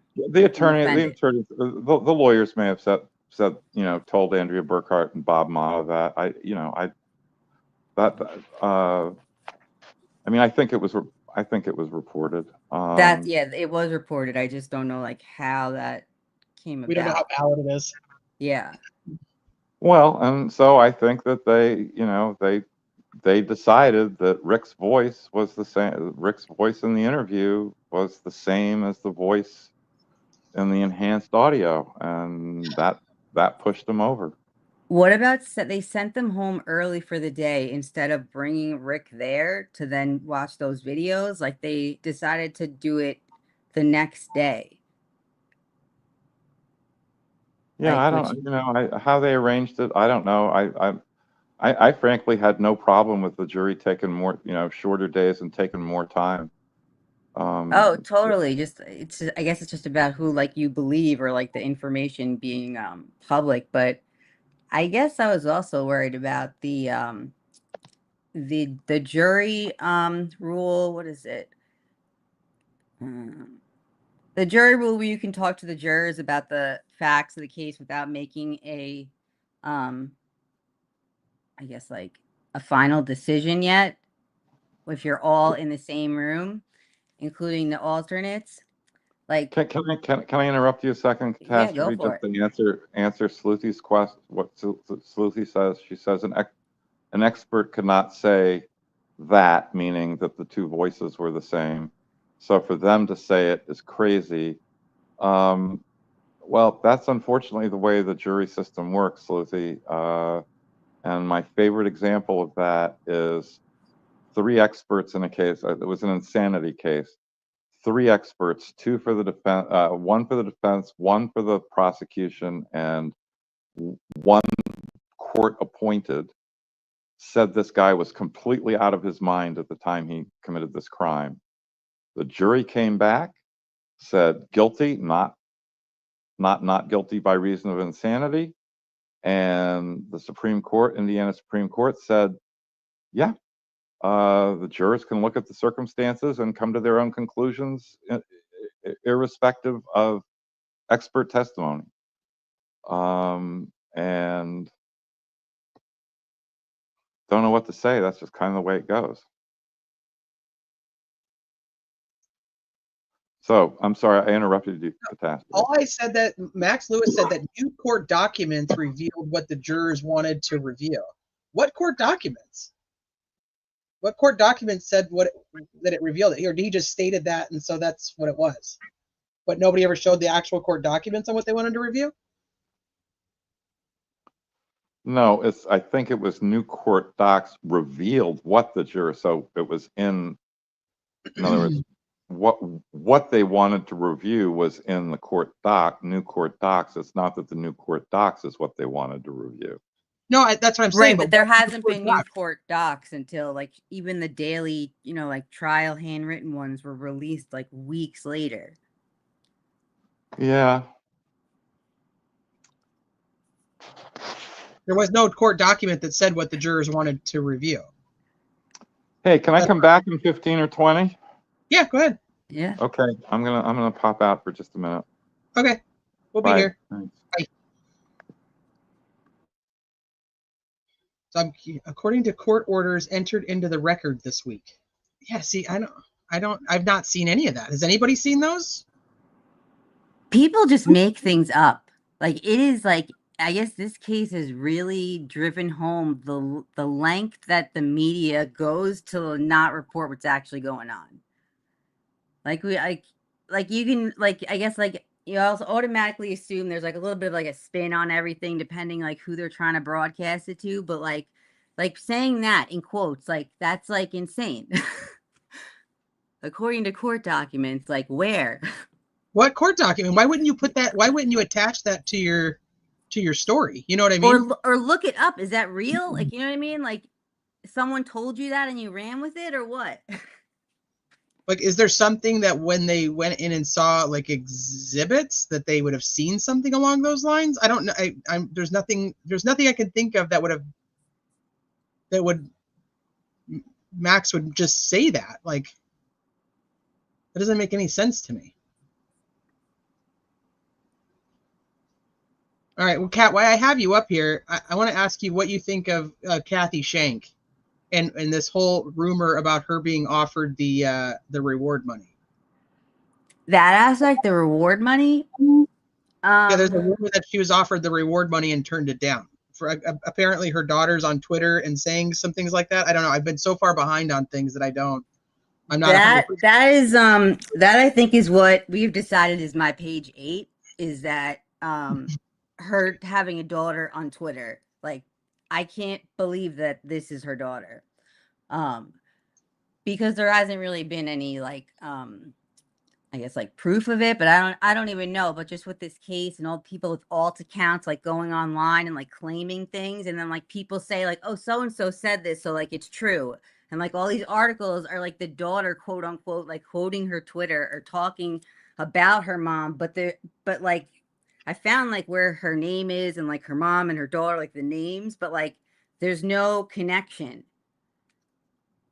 Like there's no like link, like there's no photos of them like together or like anything, if that makes sense. Like it's just like my mom, like she was doing this, blah blah blah blah blah, and that's in an article, but then Kathy Shank's not saying anything in an article.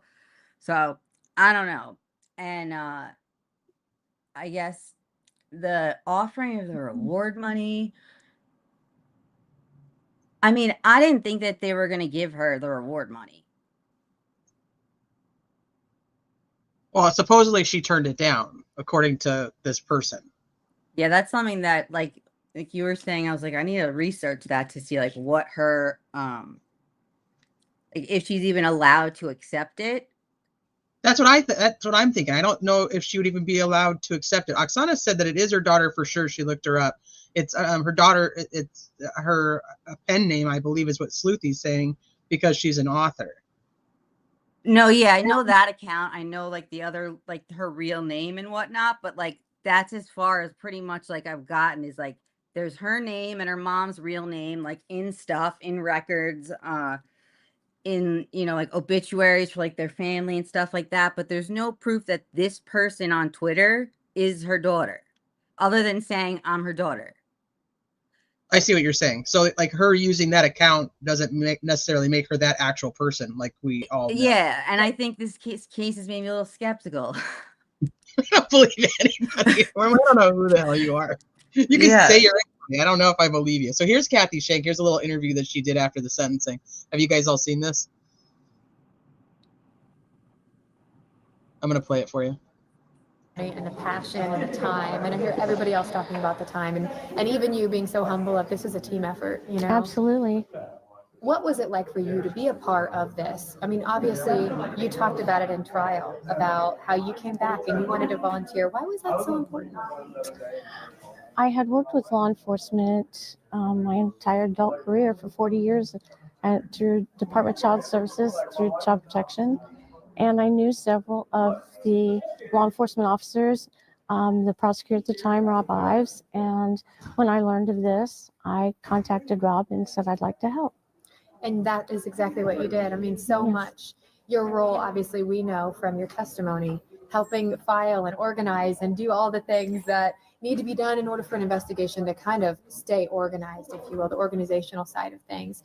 When you were moving offices and you opened up that drawer and you came across this box, what went through your mind? And where, obviously, we know where it ended, but what went through your mind? When I found that, I realized that I had not heard of this person. And I went to the file drawer and found the actual file for Richard Allen Whiteman at that time, as it had been written. And I read the report that Dan Doolin had made after he had spoken with him.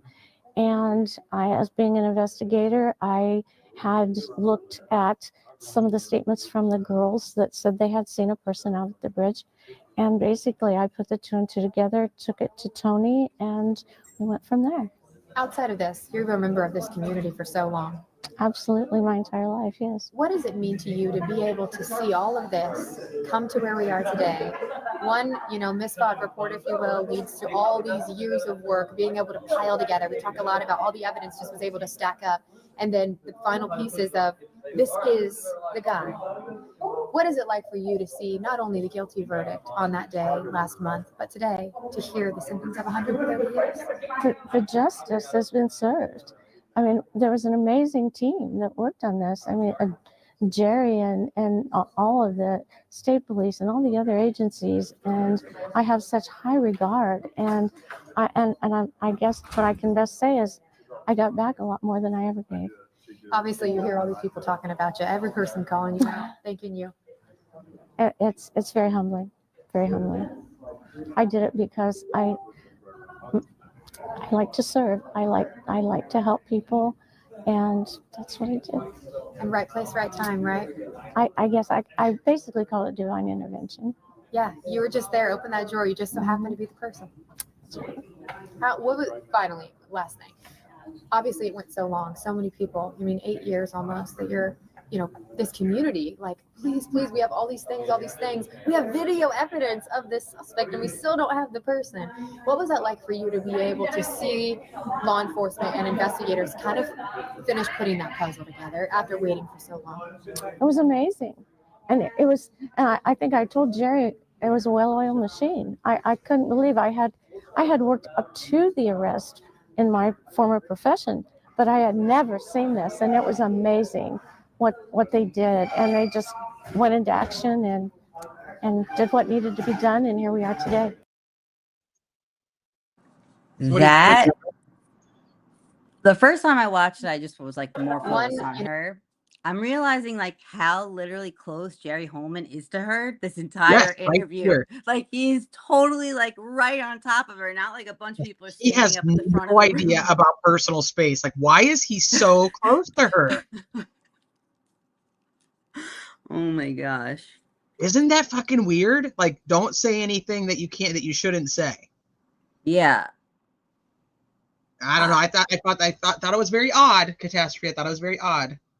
And I think that her level of involvement as a volunteer like hadn't really been fleshed out that much at trial. Maybe it is in the transcripts, but just from like what I heard from other people, where she's saying now like she's an investigator, she's like looking up police reports and like, comparing witness statements and it's like, I thought you were just helping like enter the tips, which like should already be in the system anyway, but like, and then if she's doing 14,000 and it's like 5.5 years later, like, was she doing all of like the 70,000 tips? Like, who was doing the rest of them? Like, is she, you know what I mean? Like, is she the only person just working on this? Just her, just Kathy, just by herself. She's just going through these old files. They like kick the FBI off. Like, here's like 50,000 tips. Like, have fun. And then like, I brought it to Tony.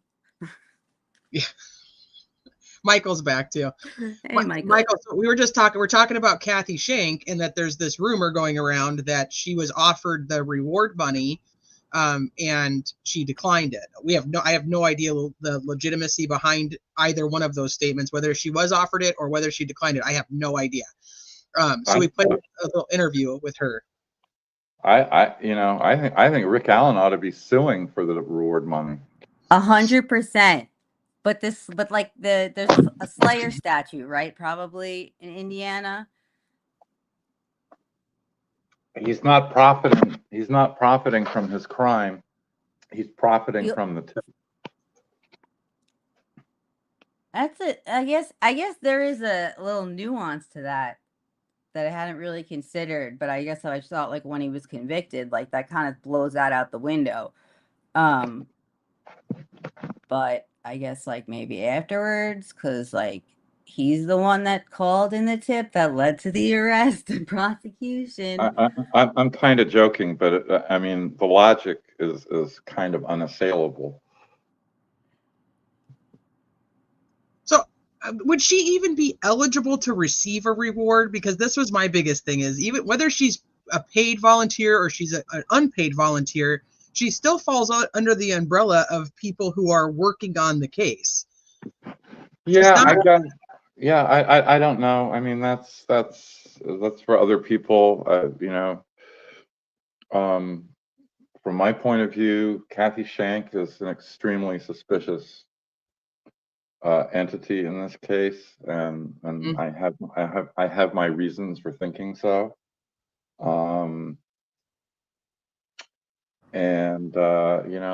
That will all be addressed, I expect, in the post-conviction case.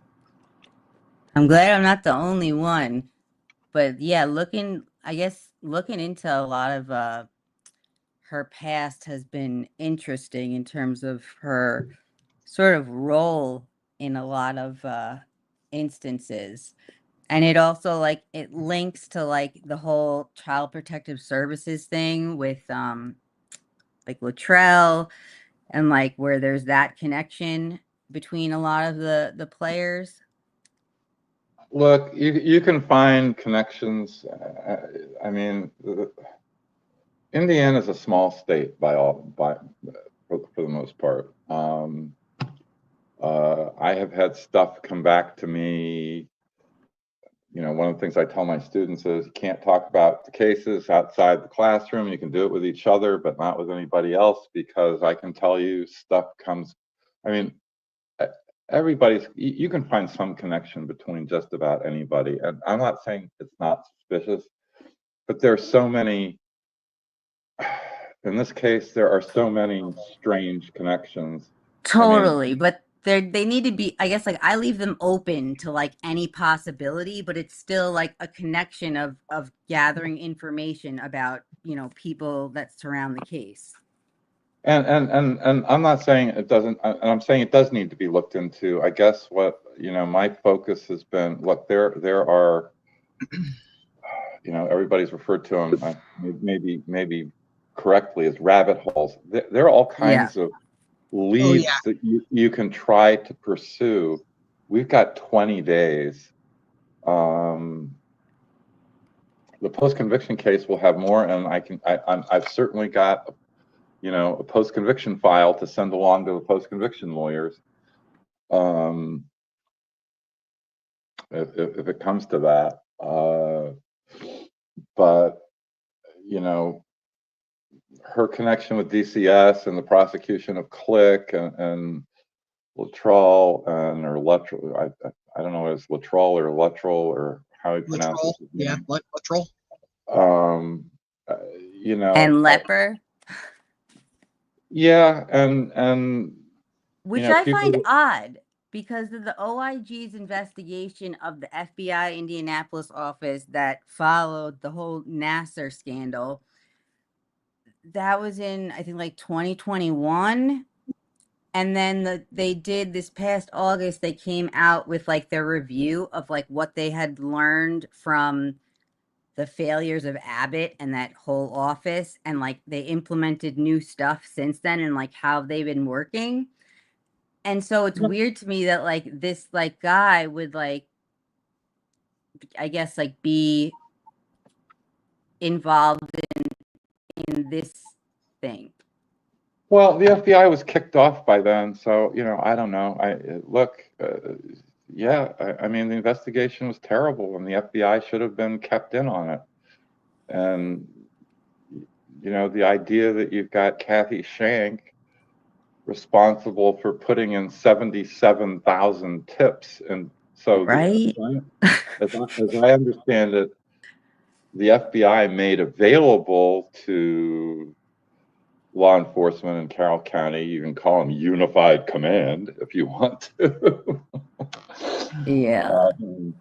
They didn't. I mean, given Click's, Ferenczi's, and Murphy's approach to things, it's hard to call them very unified. But the FBI made this Orion database available to local law enforcement, but they weren't the FBI wasn't putting in the tips. I think it was the local folks who were doing it. Okay, so can we talk about the fact that this tip, when she finds it, when she says she sees the report or whatever, and then she goes and gets it out of her little filing cabinet or her box or whatever she got it from, it says that it was cleared. There's like a stamp or something on it that says that this is cleared, like this is done. Yeah. And there's a Rick Allen Whiteman, right? There's like an actual person that's named that, which I've recently learned. But I'm just trying to figure out, like, why does nobody know who stamped it? Who stamped it cleared? Who did that? Who cleared it? Where was it cleared? How was it cleared? Where's that part of the investigation? I can't tell you. That's one of the things that, look, you can second guess what Andy, Brad, and Jennifer did all day. It's a huge case. I think that's something I would have been chasing down over 2 years, but if they didn't, they didn't, and I don't know what to say. Yeah, I mean that's important.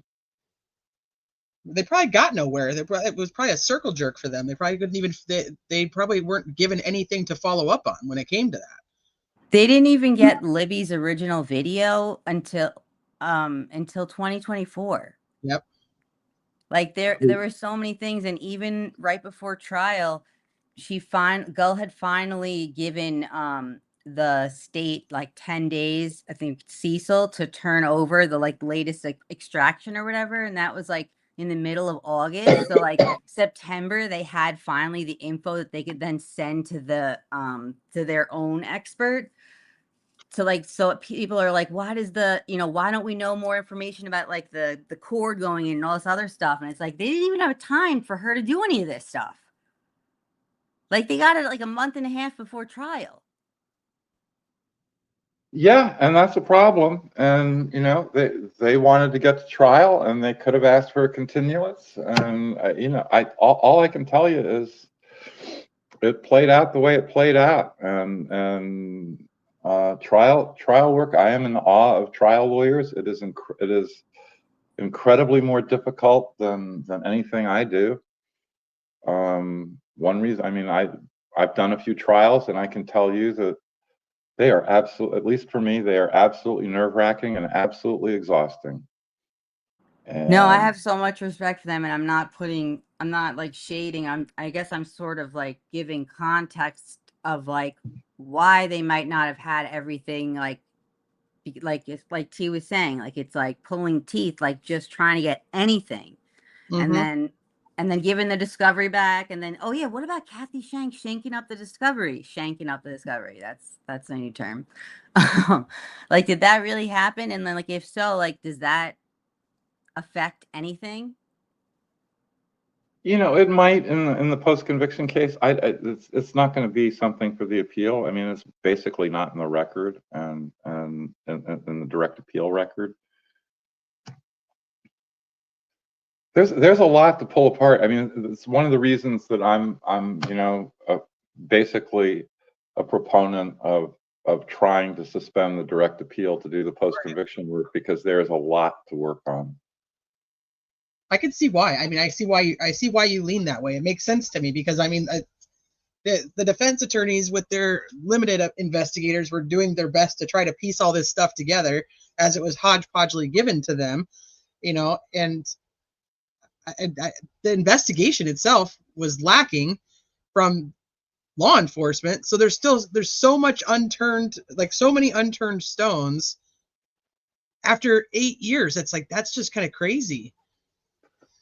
That they didn't test the hair wrapped around a victim's finger for 7.5 years. Yep. That's why I think that he said it then, because if you think about like all the motions that have been filed like over this case, like trying to get the state to like turn XYZ over or do XYZ or like sit down like for deposition, like, so I guess oh wait, what are we talking about? I just totally lost my train of thought. I was talking about the investigation and the unturned stones. And then I guess maybe I was pointing to the fact that they were only allowed to cross on like literally like their direct, right, like in court, like which totally limited them because like they couldn't even test the state's like theory or investigation or case because Nick would object every 5 seconds and they could only cross on what Nick said. Right, like, which is normal. I mean, that was a smart move on Nick's part, in my opinion, because he very much limited what they were allowed to go to. A lot of times, the judges will make it so that they don't have to, that the witness doesn't have to repeatedly come back, so they'll let the defense go outside the scope. But actually, judicial economy. But she wasn't having it. She was sticking to the no. I mean, it was a smart move on Nick's part if he knew that Gull was going to do that. I mean, especially once she did it the first time, he probably figured she was going to continue to do it. So that's just, I remembered lawyering being lawyers, the hair at the jury's at voir dire. That they had to say it then because that was the only way to get the state to actually test it, by like putting it out there like to like the media and like at jury selection. Like they finally like are like, all right, let's get Kelsey's DNA apparently for the third time and like actually test this. But like I don't think they would have tested it otherwise.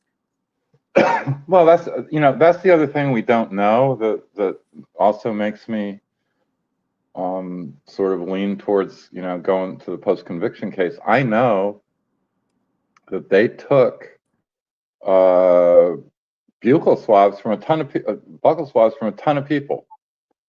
That doesn't mean that they developed DNA profiles from those. I still am not sure if they did it just to see if they would do it. Like almost like a lie detector test, like where they're like, like, will you take DNA and like a phone and like, give us your phone? Where like, I don't know if they actually did anything with like those swabs. Well, they had to preserve them. They couldn't just take them and pitch them.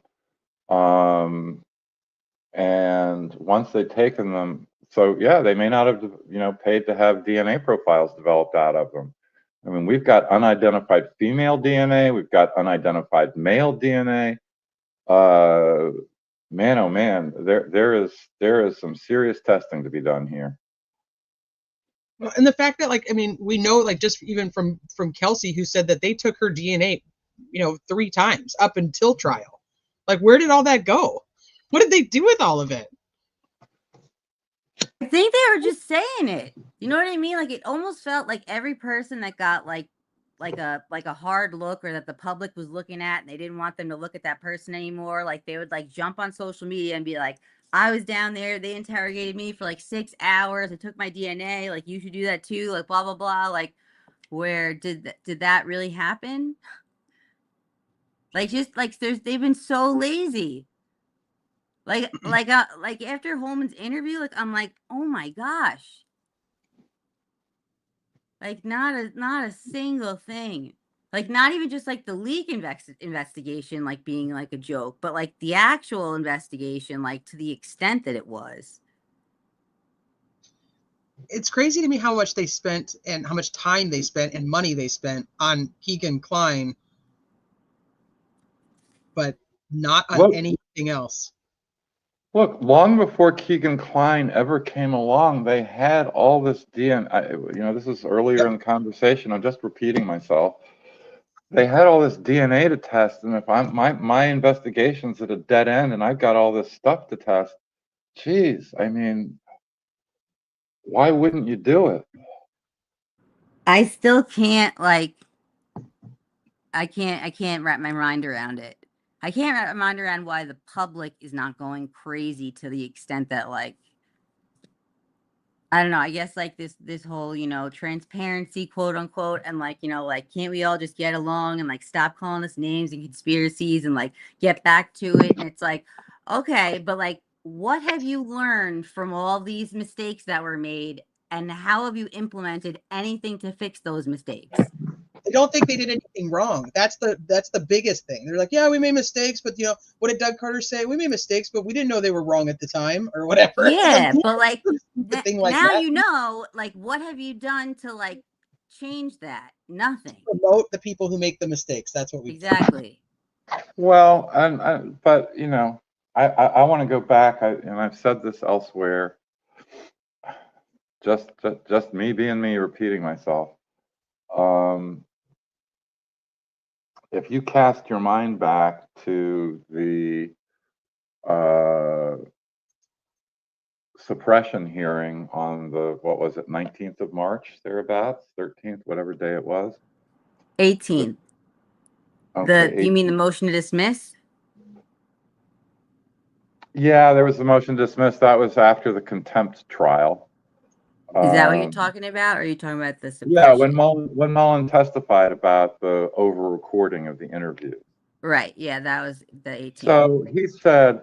So he said something that's never been pursued, that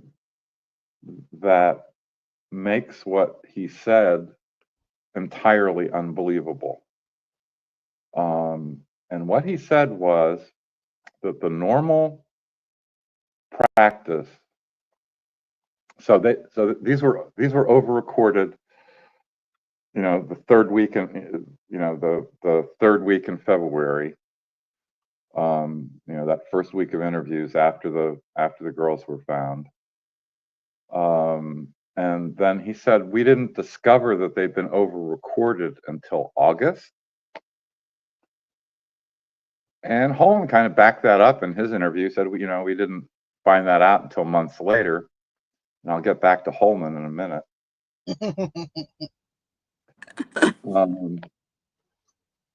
He said we didn't discover it until months later. And then he said that the normal practice would be for the person who's doing the interview to record it and attach it to the report that went with the interview. So when a police officer interviews somebody, so yeah, there's the video of the interview, but they write a summary of it, right? They write a report. Right. And that the video would be attached to the report. In other words, electronically, right? You'd have the written report in the computer, and you'd have the video attached to it. And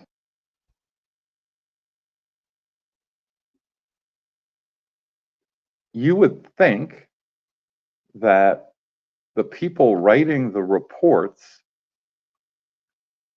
would have noticed right away that they couldn't attach the videos because they didn't exist. So what's this we didn't discover it until August thing? The second thing is, okay, the reports themselves weren't over recorded. Where are they? And Mullen said, pre-trial, there was no list of the people who were interviewed that week. Well, no, you have the reports. You have the reports of the people, you know, of the officers who interviewed these people. So you have the names of the people. And Mullen said, yeah, we didn't have any list. We don't know. So Holman and his love feast with HTC, I mean, God, I mean, talk about no journalism. I mean, like, and I'm not saying he couldn't have, you know, good answers for hard questions, but there wasn't a single hard question. Right. And so, I mean, I'm not casting shade on Holman. I mean, I about this, he just wasn't asking anything difficult. And one of the things that he could have been asked is that, you know, Mullen said there was no list. Holman in that said, you know, after we discovered, that these things had been over recorded months later, we went out to try to re-interview, to find the people and re-interview them. How Was did he you talking do about the prison people? No, No, that's a separate part. That was separate. and I want to know, how did you do that if you didn't have a list of the people who'd been interviewed? That was my question too, Michael. My question too. And then my second part of that question is, the people you did re-interview, where are their interviews? Who were they? Yeah, exactly. Yeah, all of it. And is there a way to, because their practices, their normal practices have come into question, to where, like, can we see any recording from Doolin the same day that he took Rick's tip or the day before? Like, does he even have a body cam and records things? Like, do we have anybody that, like, was written a report between, you know, between the day of the crimes for, like, the next, like, 6 months, like, that was written and filed, like, in that office for anything else? Well, I think Doolin interviewed Rick at at a grocery store? But Yeah, he in the said that parking he lot. records every single other interview and he checked them all, and that was the only one that he didn't do. So it's like, Yeah, it's possible, and you know, it's possible. It's all cooked up. I mean, you can. All of this stuff could have been investigated, you know, 2 years ago. okay, so that was stuff though that they could ask for unrelated case documents or and things just to prove the practices were followed or what their practices were. You know, I don't remember what they, you know, whether they used this at trial, but you know, they could have made Doolin's report suspect by asking him questions about, you recorded every other interview you did, right? But just not this one. And then this one miraculously appears in October of 2022 or September of 2022.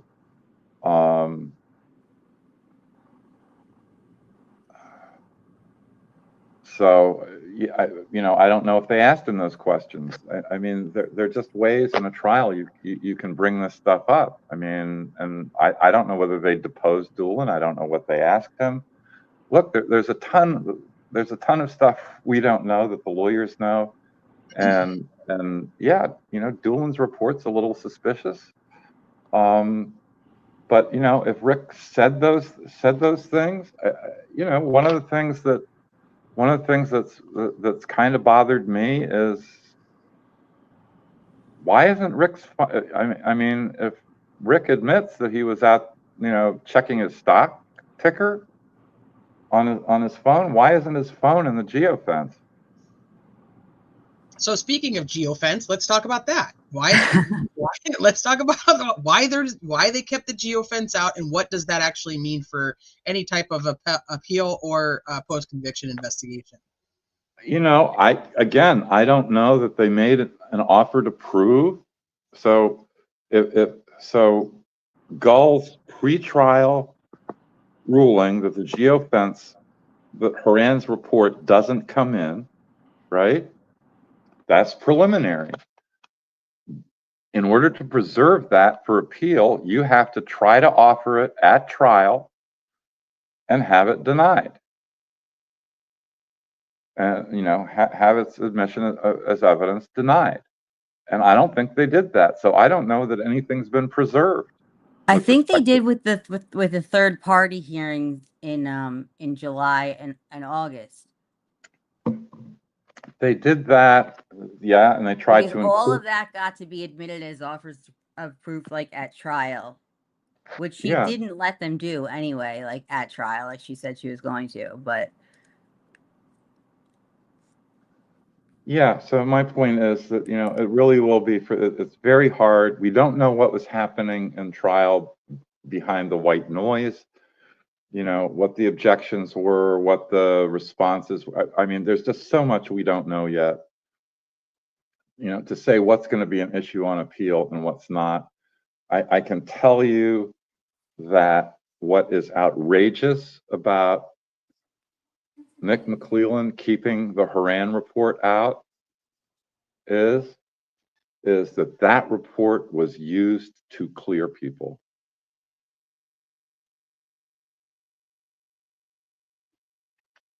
because I guess I sort of got the vibe, like during the trial, that that's how they got all of the witnesses in the beginning. Like they did like a geofence grid for like the period of time, and like that's how they went and like interviewed like Sarah Carbaugh and like all these people. Yeah, they got, yeah. And but I mean, that's how they got their witnesses. But my point about it is that if they were using that to fine, they're getting witnesses. They're including people by that. But if they're using the Haran report, the cast report, to clear people, and Rick Allen was not in the bloody geofence, that's evidence that he should have been cleared. Yeah, and it seems like they found like a map. And then that's why they had to also do the TUI requests. Which we never found out more about that at trial either, because that all had to Right, do but with those were gonna for win. that and something else. I forget the geofence, and I don't remember.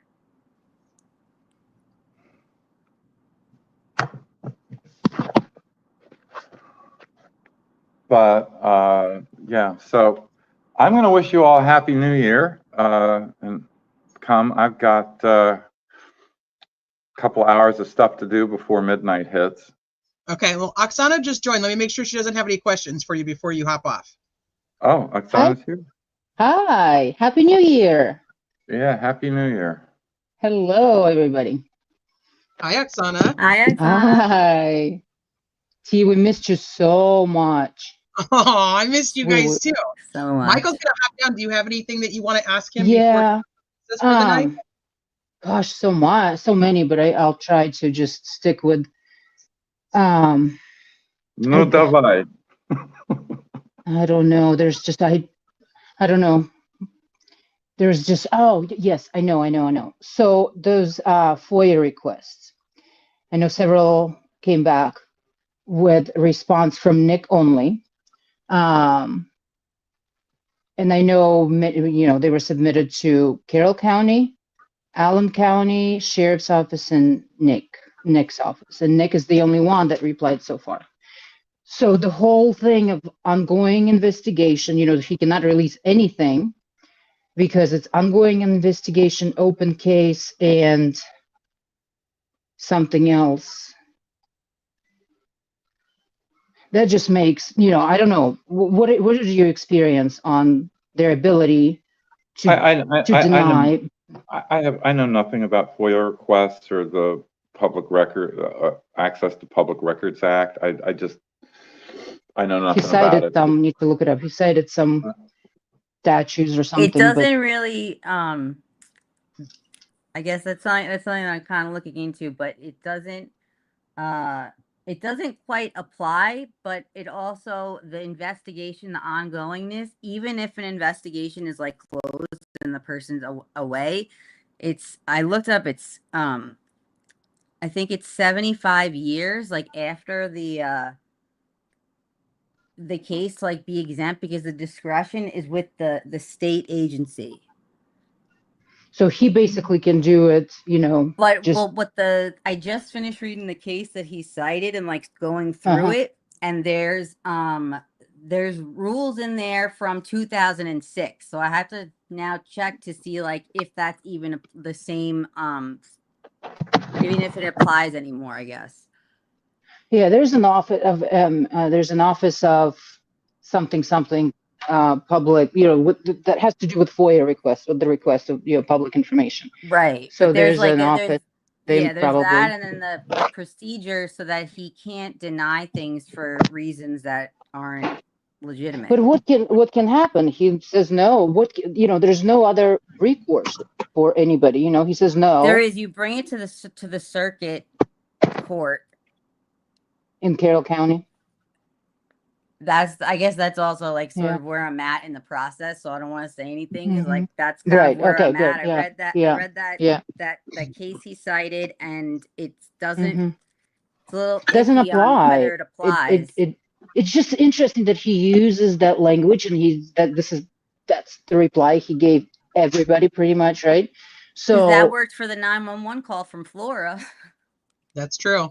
All right, hold on. So Michael was going to hop off, but I want to tell him that Tammy did send me the document that we were talking about. So we're kind of going back in time really quick, where she states that the jury came back in to review exhibits 290, 246, 207, and 291.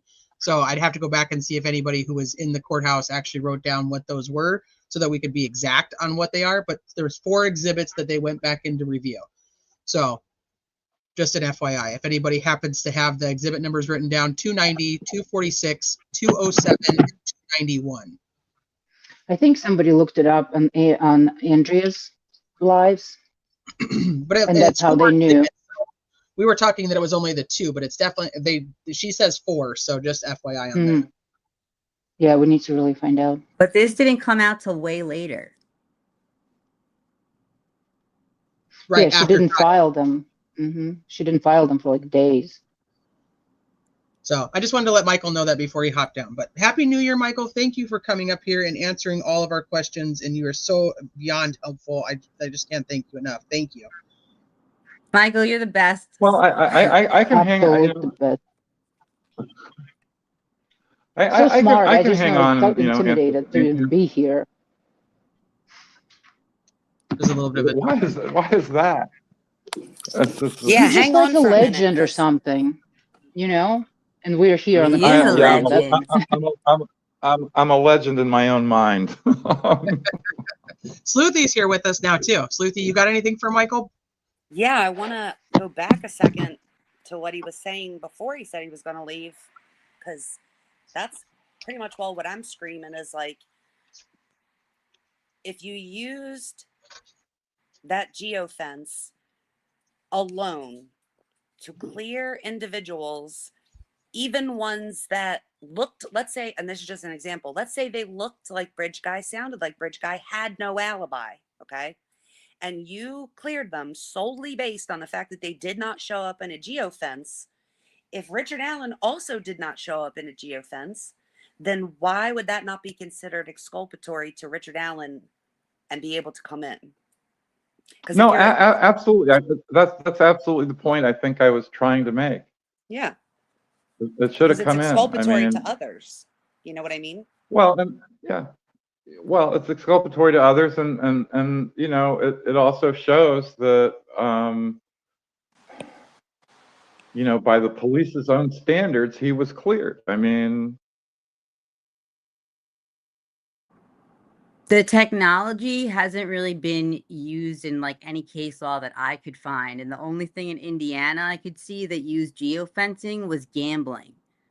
Like whatever the gambling of Indiana that does like the lottery and like, online gaming and stuff, they use geofence, but then I couldn't find it anywhere else. Yeah, but let's say it's not usually used. If you're going on a case-by-case basis, if they did use it here, I don't know why that then wouldn't be allowed to be, especially so you cleared other people simply because they were not on the geofence. Richard Allen's tip was marked as cleared, and I don't feel like we ever got around to forcing them to explain how he became cleared. Because, or anyone else did.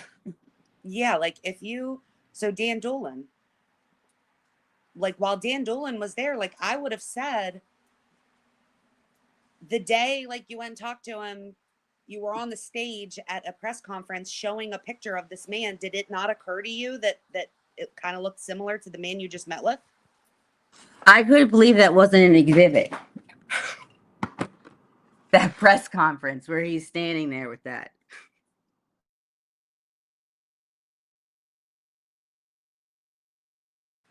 I just think it would be really interesting if the answer to that question is how his tip was marked cleared happened to be he didn't show up on the geofence. Mm-hmm. Because then you're not allowing it in, and that's how they cleared him. And so, good point. And I'm inclined to think that is what happened because, and I don't know for sure, but if that is how they were clearing people, why They wouldn't had that be his the reason they cleared IMEI him? number. Something else is, of all the whatever it was, 15,000 whatever it was, 70,000 tips, 15,000, whatever it was, the people that were getting called in, I would be curious how many of them had also been ruled out based upon their weight or stature or age. So if you had other men who were also less than 5'5", and you said they could be cleared because they don't match the description of what we know the bridge guy to be, then that's another thing that you've now added to why was it clearing others and not Richard Allen. You see what I'm saying? You know why? I also think they cleared him fast, or at least didn't re-interview him. And it kind of dawned on me during the trial. If Dan Doolin is telling us the truth, or it's in his report that Richard Allen, in his first interview, stated that he was there from 1:30 till 3:30, there is no way they wouldn't have followed up with him. If he was there if he reported that he was at the trails during the time crime was committed, right? And then they Right. completely disregarded that, T's that's why I argument believe on he that is said, good. that's why I believe that he did say that he was there between, 12 and 1:30, and he wasn't that, he didn't really look like bridge guy. There is, no other connections, no criminal history. And he wasn't there during the time the crime occurred. If I had to make an educated guess on how they cleared him, which is not an unreasonable way to have cleared him, I would say if they spoke to the girls and Betsy, but more specifically, I would say the girls, being as how they walked past this person. And I believed that the person they saw was Bridge Guy.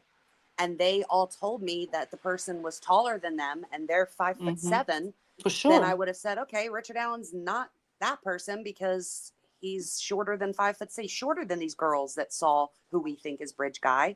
And then on top of that, then you have the judge. I'd say, okay, maybe they're wrong, which you all know how I feel about the height thing. If I was to be skeptical and be like, maybe they were wrong, maybe we should check the geofence anyway and see if his phone showed up on it. And then he didn't, then it would be like, okay, we have zero reason to keep looking into this person. But don't you think if he said he arrived at 1:30 and the girls arrived at 1:46, right? Or something like that. That alone, and he left at what, 3:30, right? Well, if Just he had when, said, that's such a red flag not to follow up on that. The time was just so perfect, 1:30 to 3:30. I think they were originally looking, and I don't know what, and I've said this a million times, I don't know what information they were going off of that would suggest that they were deceased by 3:30 right off the bat when you didn't find them until noon. Like in my head, it would have been logical to assume that they could have died at any point prior to, say, noon. Prior to when we found Logical, them. That's the key word. So I don't know how they tightened up so quickly. Like, even if you're going off of the Bridge Guy video, it doesn't mean that they were kidnapped and immediately killed. Like, I don't know where they're connecting that Just the phone because, stopped moving. You know, they got into the phone with by a couple. You know, it took them like well, how 24 did they hours. know? Because it wasn't until years later when they looked at the 14th. It didn't come occur to find me until recently that they may have just done that because they called off the search like the night before and like they didn't find them till noon, so that way like they weren't failures. You know what I mean? Like Like they were out there Oh, possibly getting murdered and we didn't that, keep yeah, like they looking. were already dead by the time the police got yeah. involved. No so, matter like, they what, we couldn't wouldn't have gotten yeah. to them. Yeah, because it was already We wouldn't done have by found them. 3:30. Everything was over by 3:30 or whatever. Yeah. Right. Another, you know, I think we don't talk about it enough. I think it was mentioned during the trial, but you know, two bodies with so much blood, and you know, not to be graphic, but not to attract any at all animal activity. To me, it's bizarre that there would be nothing to suggest, you know, there's so much. When I was there, I mean, I saw like 3 or 4. There's tons of deer, you know, and birds, yeah. and like, you know, so not to any kind of animal activity at all. Yeah, I don't know. I don't. And something else I would want to know is why Kathy Shank, you know, she found this tip. Okay, you found it. It wasn't where it was supposed to be. So you're a little skeptical about like where it came from or whatever. But if it said cleared, like what?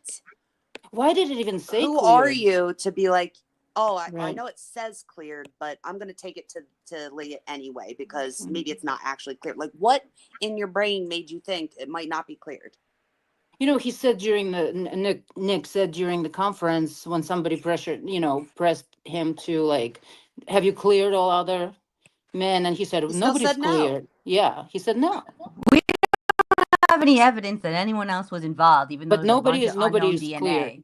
Yeah, Michael, what do you think about that? Except for That Brad Nick Holder said- and Patrick Westfold and Elvis Yep. Fields, they were cleared. But anybody else, no, nobody's cleared. But even then, I mean, he was specifically asked, they said about the other men, and he said, I wouldn't say they're cleared. So, like, really, the only person he alleged they had been cleared to was the judge.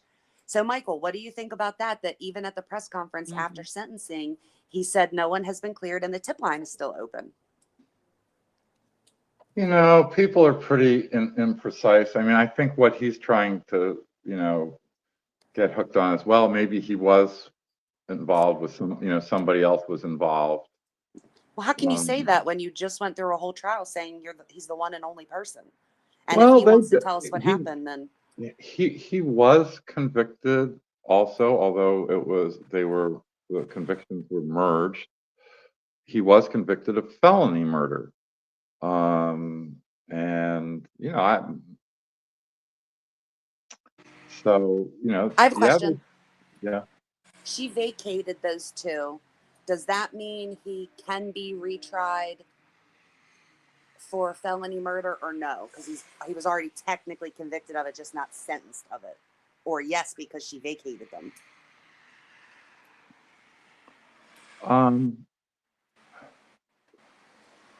It sounded a little jumbled Good as it was coming out of question. my mouth. Did it make sense? Yeah, good Yeah. question. No, he can absolutely be retried. Yeah, I mean, if he gets a retrial, if he gets Yeah, a let's say he retrial, gets a new one and Nick's like, I'm gonna go for the easier one.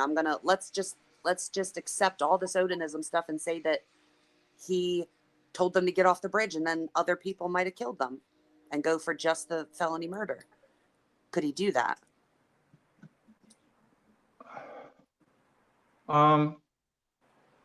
yeah. I mean, and Interesting. in fact, he would have had a much easier case For sure. just trying him for felony murder.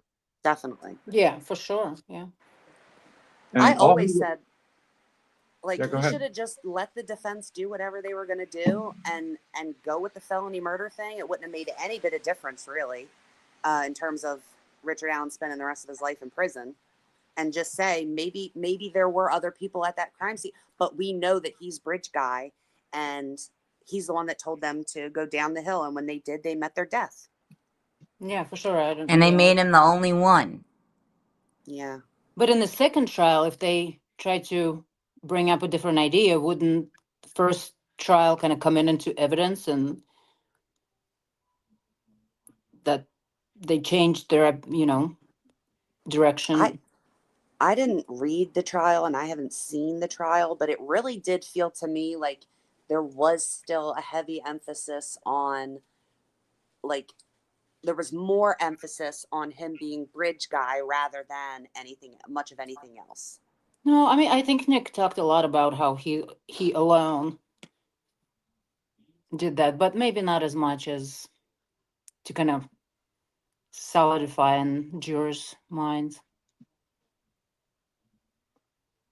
Yeah. I think they were kind of, they were shocked with, in my opinion, when I was there, I was lucky to be there for the Brett Weber's testimony, first and the second. And Your description, I'm so excited you're about to do that.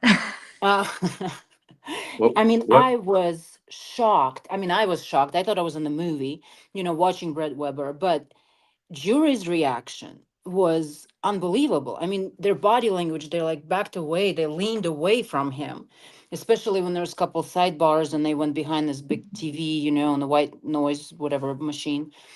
They were left alone basically with him. And he was looking at them and at the ceiling. And I mean, he just acted completely on him. I think you got to start from the beginning, like what he just said, and like. Well, I mean, he was, he was just absolutely the most insane testimony. I mean, my first time probably in trial, attending a trial, but it would be hard to beat this one. I've never seen anything like it. He was, I don't want to go into physical description, but he was angry, clearly angry, and easily like his emotion. I mean, his anger is probably so easily sparked because he so quickly within a second got upset with Andy Baldwin for asking him questions about, in the original interview, you said you were, you came home 3:30. No, I didn't. And he just like, firecracker. And then the jury's reaction was, they're like stunned, right? And then leaning away from him. So in my opinion, they saw something in him, maybe in their minds somehow connected, maybe in their minds alone, like they convicted Rick Allen because they were convinced that Brett Weber was there and helped him, but that's, they don't have anything. I don't know, but they were definitely deeply affected by him. They cleaned him up though when they brought him back. That was the Second problem. time was different. They It's couldn't very ask him any of true. the questions. It was very, very true that he was a lot more put together, dressed better. Yes, it was very, and he didn't, sparked any, just was calmer. He's still odd. He's very odd. And he evaded the question about, it was very obvious, at least to me, that he evaded the question about the original interview in the report that was taken by the FBI agent and another state trooper, I think. So the FBI agent, so anyway, like they were asking questions about that interview and I don't remember. I don't know. Well, do you want to take a look at the report? Did it refresh your memory? No, not really. I don't remember, so they couldn't, and they asked to bring the report into evidence and it was hearsay, of course, objection. And so they tried to bring that FBI agent to testify on that report. And it was during the election, like a day before the election. And he was in Texas working, whatever elections. And he also couldn't fly for whatever reason, medical condition. So he would have had to drive from Texas. And and rightfully so, he asked to testify via Zoom, or defense attorney asked for him to be allowed to testify via Zoom, which happens in, how many courtrooms a day, across the country. I don't know, hundreds, if not thousands. And she denied it. Michael, I wonder if there would be any repercussions in the appeal, like for her not allowing that FBI agent to testify. It would be even though he crucial had testimony. health problems. That we're working on something else. That would have been important testimony, but it would have been merely impeachment. And I think it's being worked on to prove that not just that he made two inconsistent statements, but that he actually lied. Yeah, for sure. I think it affected the jury. If I had to put my finger on anything, it was this 3:30 versus 2:30, you know, coming home, and he confessed to that. You know, to me it seemed silly, and but there was this, you know, was he there, you know, if he was driving at 3:30, I could tell that the jury, it's my opinion, I don't know if I can It tell, would but be it's my even opinion. crazier if there was like notes that like, so whenever he was obviously being investigated because they did like search warrants and whatnot of his property and stuff. So like it would be even more crazy if once again, like one of the ways they ruled him out as a suspect was because he was not home until after, like if he was like, oh, I didn't get home till 3:30. And they were like, oh, well, it was all done by 3:30 because the bridge thing happened at 2:14 or whatever. To then come back at trial and According move to them his mom, that Right. is how he was cleared. According to Kay Weber, that is how Brad Weber was cleared, was that he was not home. So completely So he flip it shouldn't even upside I down. mean, he could still be a suspect. You know what I mean? So to have someone who is still technically not cleared be the one to try to corroborate some ramblings in a prison is just kind of crazy to me.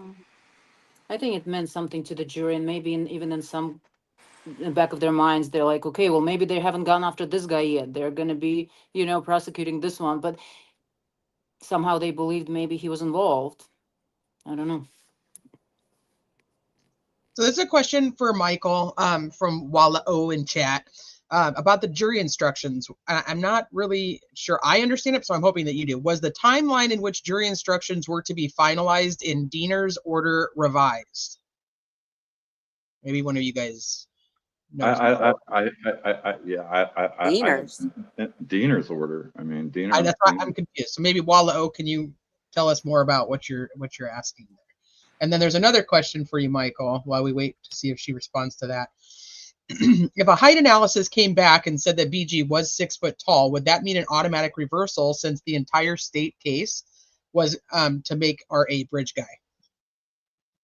You know, I think it would depend on the accuracy of it, but if you could come back with an accurate thing that said,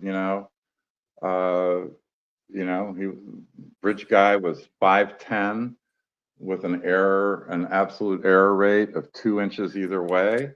That still rules him out.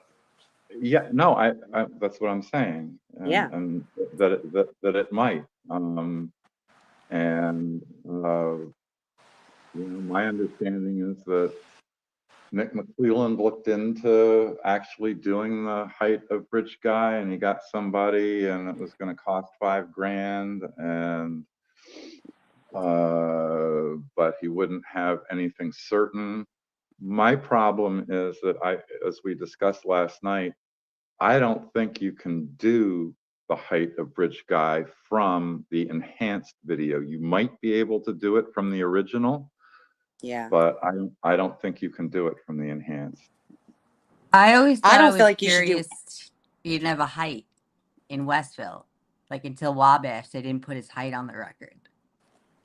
I don't think anybody should be doing shit with either of the enhanced anythings. Like Yeah, the fact that it was allowed, crazy. I just don't trust them. I don't trust them themselves. I don't trust how they were done. I don't trust like when the video came out and why it's only like a half of a second. Like, and my whole thing is, and I don't know, I'm not sure if it was brought up or if it was pounded on, but like my whole thing would have been, okay, if you're saying that the person that Sarah Carball saw was walking on that main road back to the CPS building, then that individual would have walked past the Hoosier Harvest Store camera. Would have been on camera. So, realistically, you would have a longer video of an individual where you could better ascertain their gait. If there was any kind of abnormalities to it and stuff, you'd be able to show the public a longer clip of this person that would have likely been a little clearer. And you don't. And so my question would be, well, then how did the person that she saw, who you're saying is the killer, who you're saying is Richard Allen, who walked back to the CPS lot, How did he not pass the Hoosier Harvester camera? Did he go behind the building? If so, why didn't you check back there for evidence, which they did say they did not do? It was so small it didn't trigger. Yeah, it may be motion triggered. I don't know. I mean, yeah, it's something that certainly could have been looked into. I mean, I there's no believe they question. said it was 24-hour video. They Okay. didn't show it at trial, just Moan's screenshots. Well, and Yeah, that's apparently it's something. in the evidence, but yeah, they didn't show it, just screenshots. You're right, pictures. Yeah, I think his comment was that it was 20, like it was running continuously, and so instead of getting the whole 24 hours, he sat there and then he took pictures of the screen of each vehicle that they saw go by. One would think if he saw a person, he would also take a photo of that. So, Well, I mean, I think I can say this. One of the things on my list is, and you know, the thing about investigation is you never know what's going to happen, right? But we have a pretty good lead on who it is that Sarah Carbaugh may have actually seen.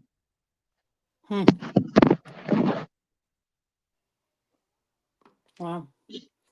That would be cool if we, if the case can, the scariest thing to happen is for Rick to serve 130 years in prison and for girls never get their, justice they so fully deserve. That would be the biggest tragedy of them all.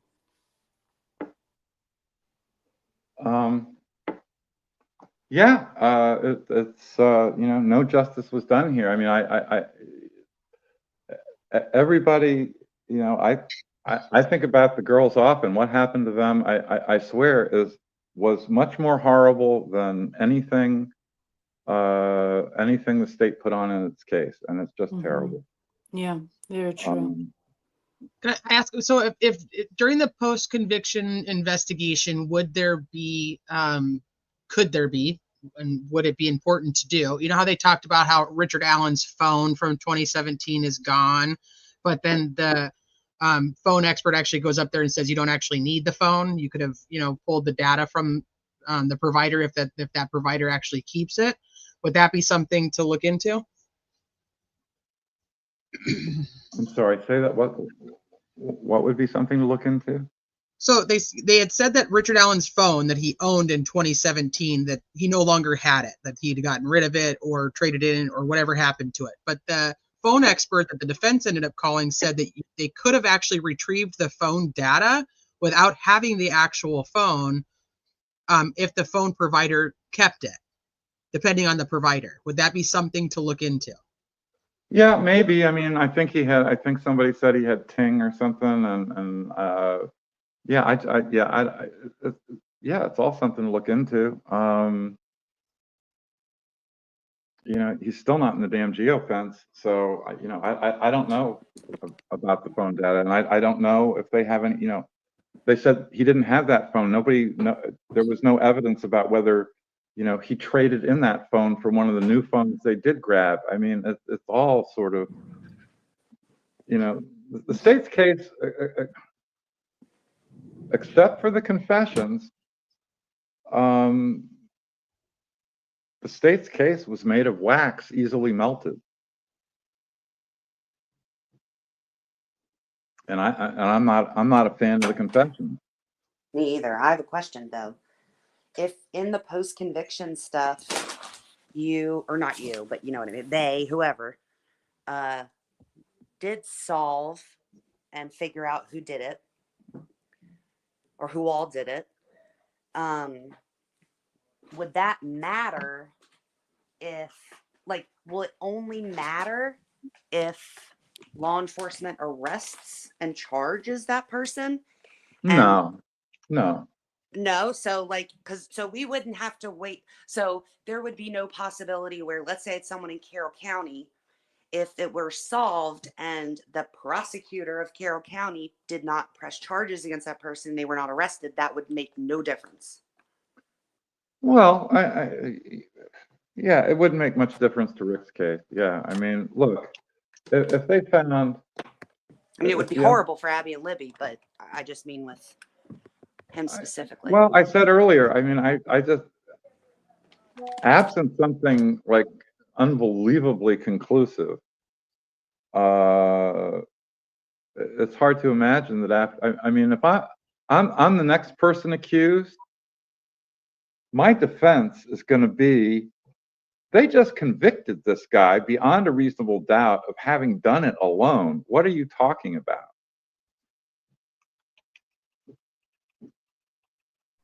True. Yeah, that That's would be a sad. I great mean, it's defense. sad for Abby and Libby. That's really what it boils down to.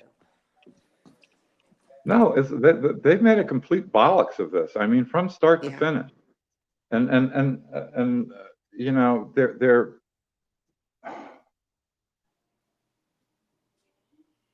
And it was victory very lap. blatant too. I don't understand. Like they either have never had, you know, it's a small county. I don't know what it is. It's so they're so sure of themselves, you know, like so blatant. You know, if I had been Nick McClelland, I would have been, I would have, my words were, we're very happy to have gotten the conviction. Thank you very much. Goodbye. Trust me, bro. Bottom line is, we did our job, and you know, we got the right guy. That's the bottom line. Even though it's very odd. Well, and let's be fair to law enforcement and this, and that is 98% of the cases in Indiana, at least, end up, any of the criminal cases end up in guilty pleas. You know, some number of those are false guilty pleas too. People are doing deals. They didn't do something, but they'd rather like plead guilty to this than get convicted of that. But you know, by and large, law enforcement gets it right. Most of the time, for sure. I mean, how many cases, you know, for years we've watched, we only maybe have, you know, it's Rick Allen and, you know, and just one or two that we think that probably didn't do it. You know, it's such a rare occurrence, you know, I don't have any other cases, you know, and it took me a long time, but after attending the trial, it's an easy, you know, it's easy, not guilty for me, you know, easy. Not can read, I don't know, it's very strange, you know, like you know, it's kind of it's still, but there's no other case I can remember that I was so convinced, especially after, and I was very on the fence,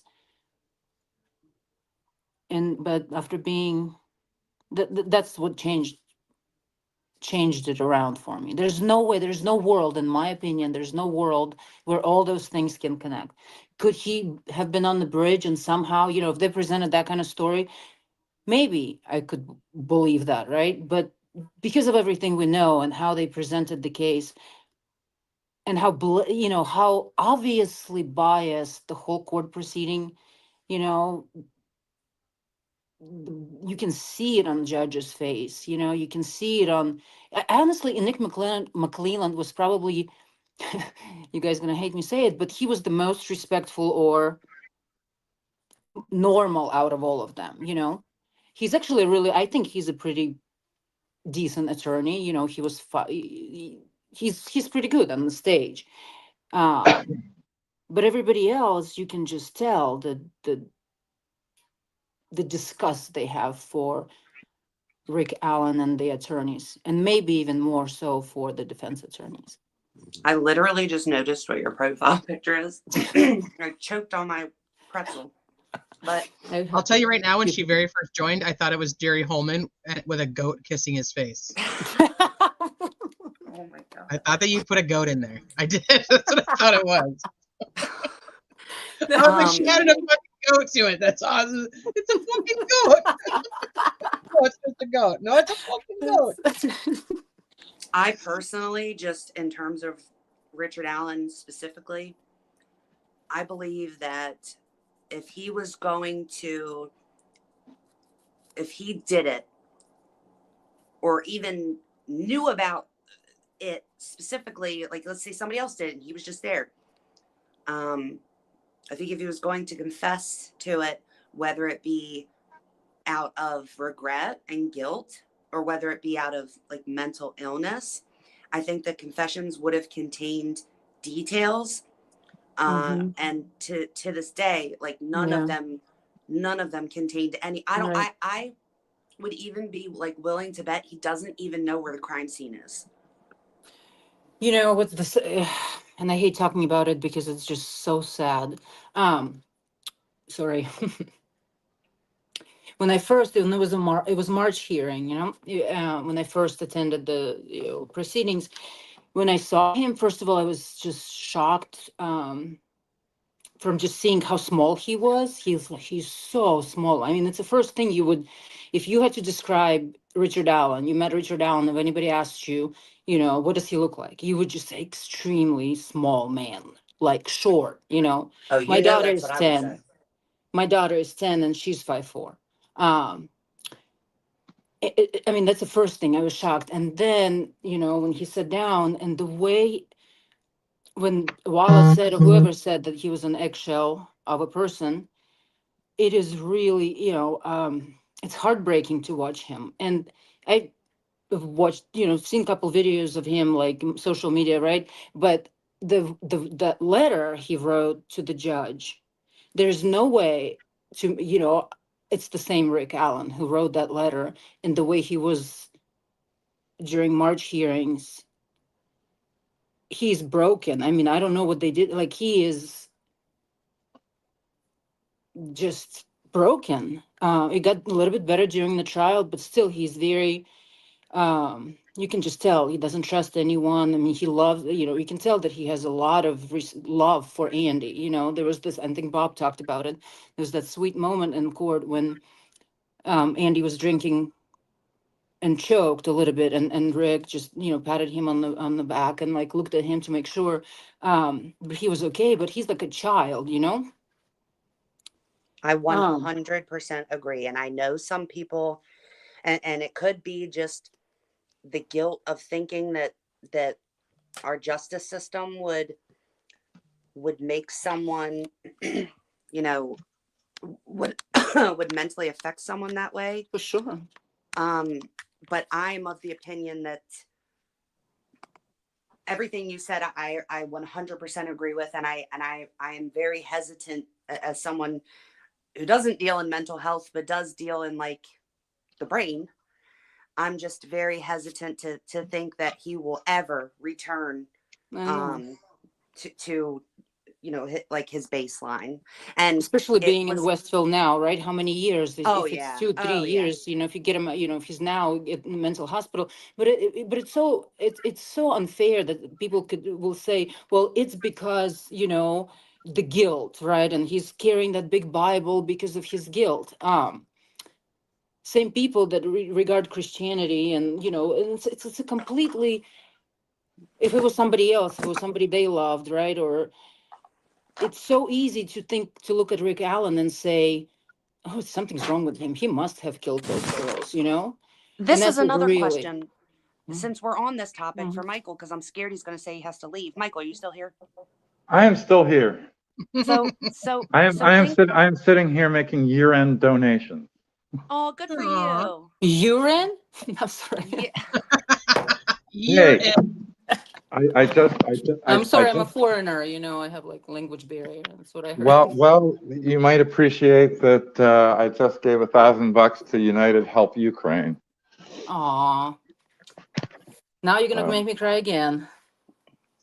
You're an angel. But next, so for my question, before I forget, because I will, we're talking about his mental health and the fact that, like she just said, he's going, and now he's back to Westville. So by the time like the appeals process goes through, it's hard to tell what additional damage they will cause to him. Let's say he does get a new trial, and Nick wants to go forward with a new trial. What would happen at that point if he's so far, entirely far gone that he's just like, what if he's never found competent to stand trial again because of what they've done? I don't know what you do about it except sue the DOC. I mean, if he ends up being incompetent to stand trial, I mean, that's something, but I don't know. Would he have to stay in prison though? Like, if his conviction is vacated and Nick wants to file more charges, like, would he be arrested and have to stay in prison if he's like not competent based on what they've done to him while he was there? He would, so he would have to, no,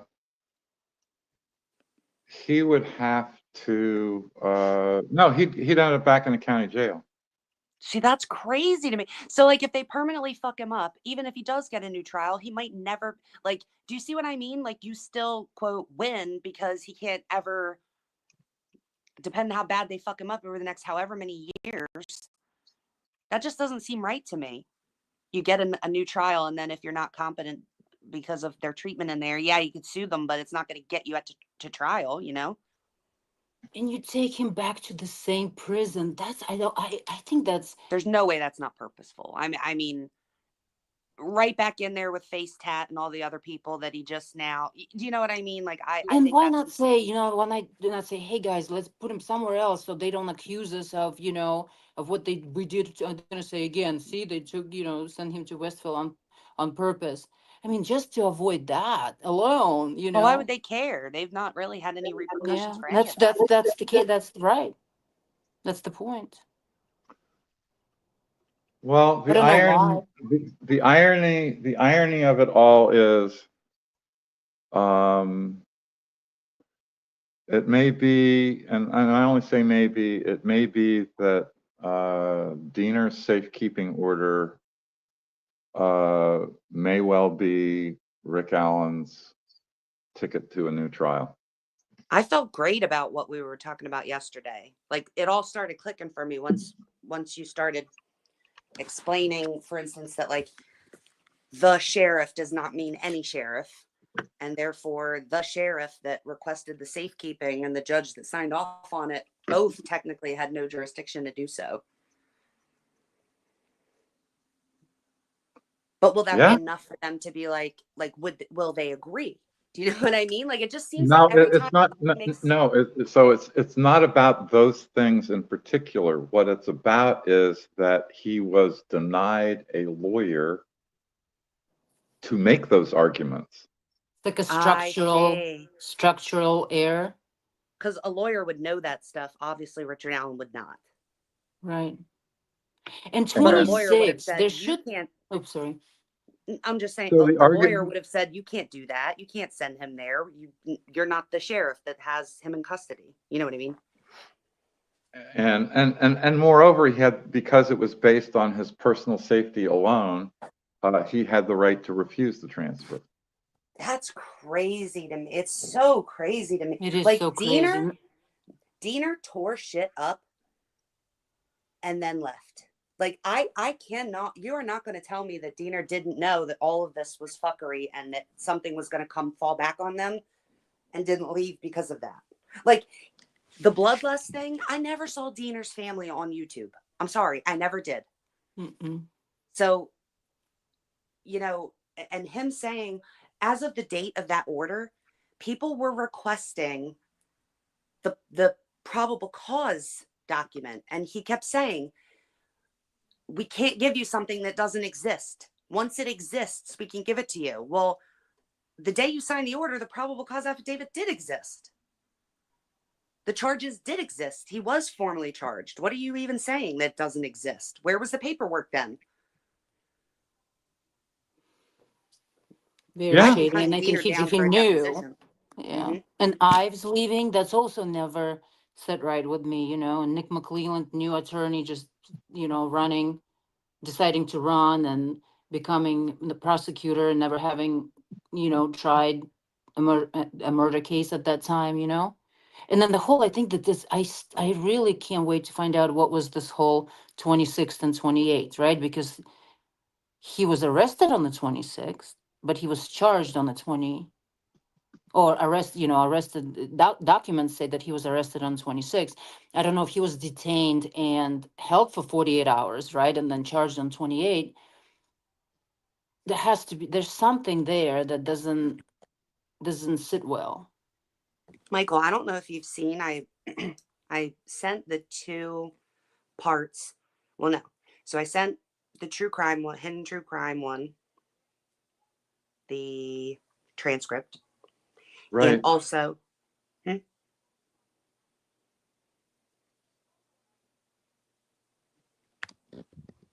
you tell me to wait? No, I said right. Oh yeah, and then I just now sent, like, since we've been here, both parts of Holman with murder sheet. Uh-huh. And I don't know if you've listened to that. I didn't. So my first listen to it was when I was editing the transcript.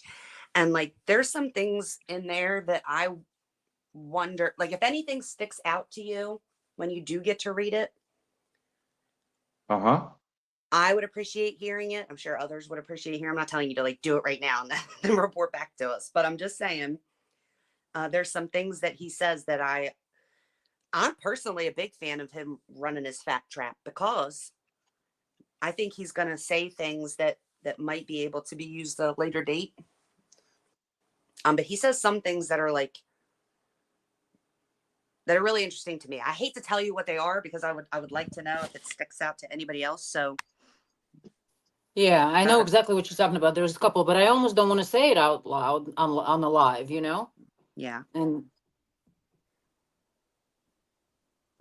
because you know they're listening.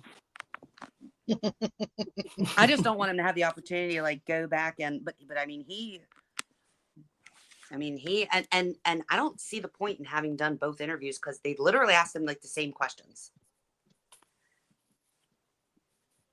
Which, you know, it's just another love feast. Yeah. Some of the things he answered so exactly that I would be interested in clips from both interviews to see if like they used the same soundbite. Like he answered things exactly the same, the exact same words. Do you know if murder sheets have submitted questions ahead of time? Oh, I don't, but I would I'm sure 100% think that sure. they did. I'm sure there was not to ask about DNA or all the evidence, you know. He said they took DNA from 600 men.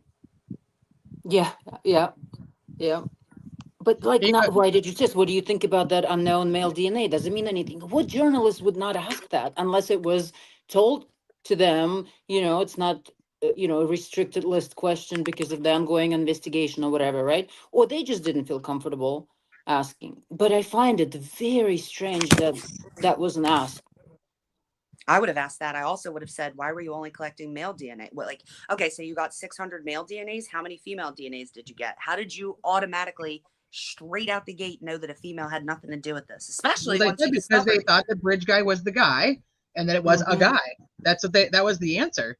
But that's insane to me. You have no idea what happened after the recording ended. You have no idea. No, and the whole thing is at the beginning of this investigation, multiple law enforcement officers who were doing interviews, especially on that Indiana Road show, were stating they could not prove that the person in the video was the same person talking, and they could not prove that the person that was in the video or the person talking was actually the one who killed the girls. Oh, we should definitely do this comment on the screen. I know others are doing it too, but we should totally do it. We'll do it. Let's do it. I'm totally down to do that. Are you going to be Holman or am I? I'll take either one. I don't care. Both. I could do both justice, I'm sure. You're not going to be copyright stricken. Can't be that, no.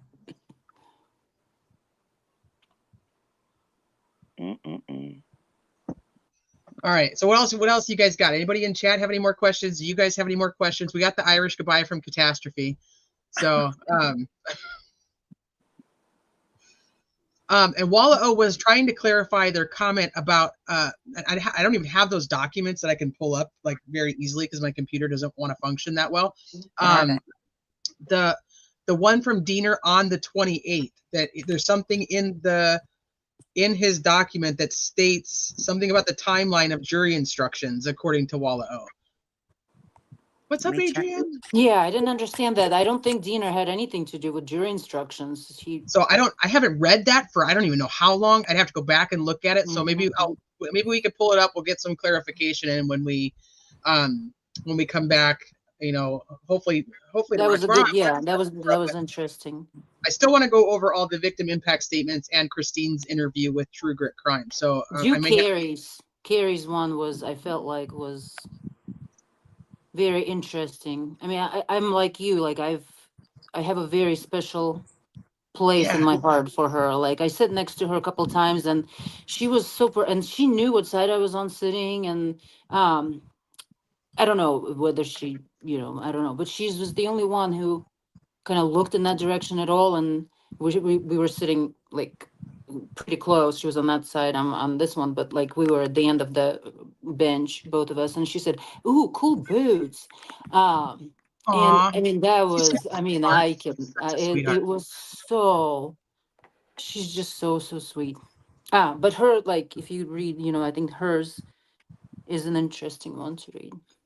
Teresa, I just put in the back Yeah, chat. I see that you saw that. I see that you sent it. Hold on, I'm gonna pull it up over here.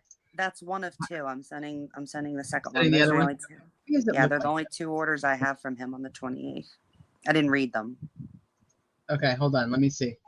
This goes back to Wallace's question about the jury situation. On October 28th, State of Indiana prosecuting attorney Nick McClellan filed a verified request and prohibit public access to the court record.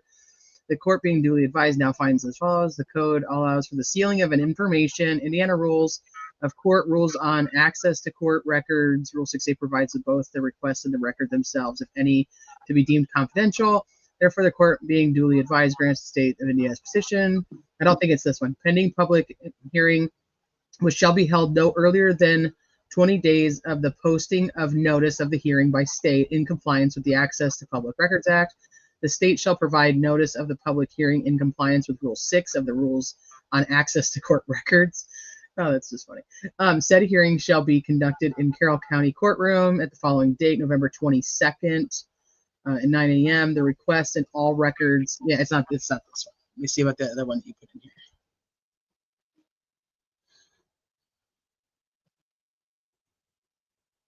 Well, it might be this one. Hold on. Okay, so this one is okay. State of Indiana appears by Nicholas C. McClellan, prosecuting attorney. Defendant appears in person in custody of the sheriff of Carroll County, Indiana. Defendant is advised of his right to counsel and of his constitutional and statutory rights, the charges against him, and the possible penalties. Defendant advises the court he intends to hire private counsel. Defendant is advised that he must retain counsel within 20 days, as there are deadlines associated with the omnibus hearing, which may be waived if not timely pled. Pleas of not guilty are entered. Omnibus hearing is set for January 13th, 2023 at 9 a.m. and trial by jury is set as a first setting on March 20th, 2023 at 9 a.m. Defendant is ordered and directed to appear on said dates. Failure to appear may result in the issuance of a bench warrant. The pre-omnibus order is issued. State of Indiana requests defendant be held without bond. The court now orders defendant held without bond pending further hearing. Hold on, let me go back and see what Wallace is saying in chat.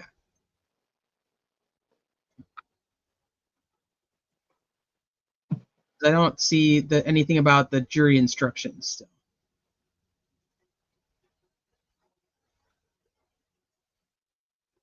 Well, I am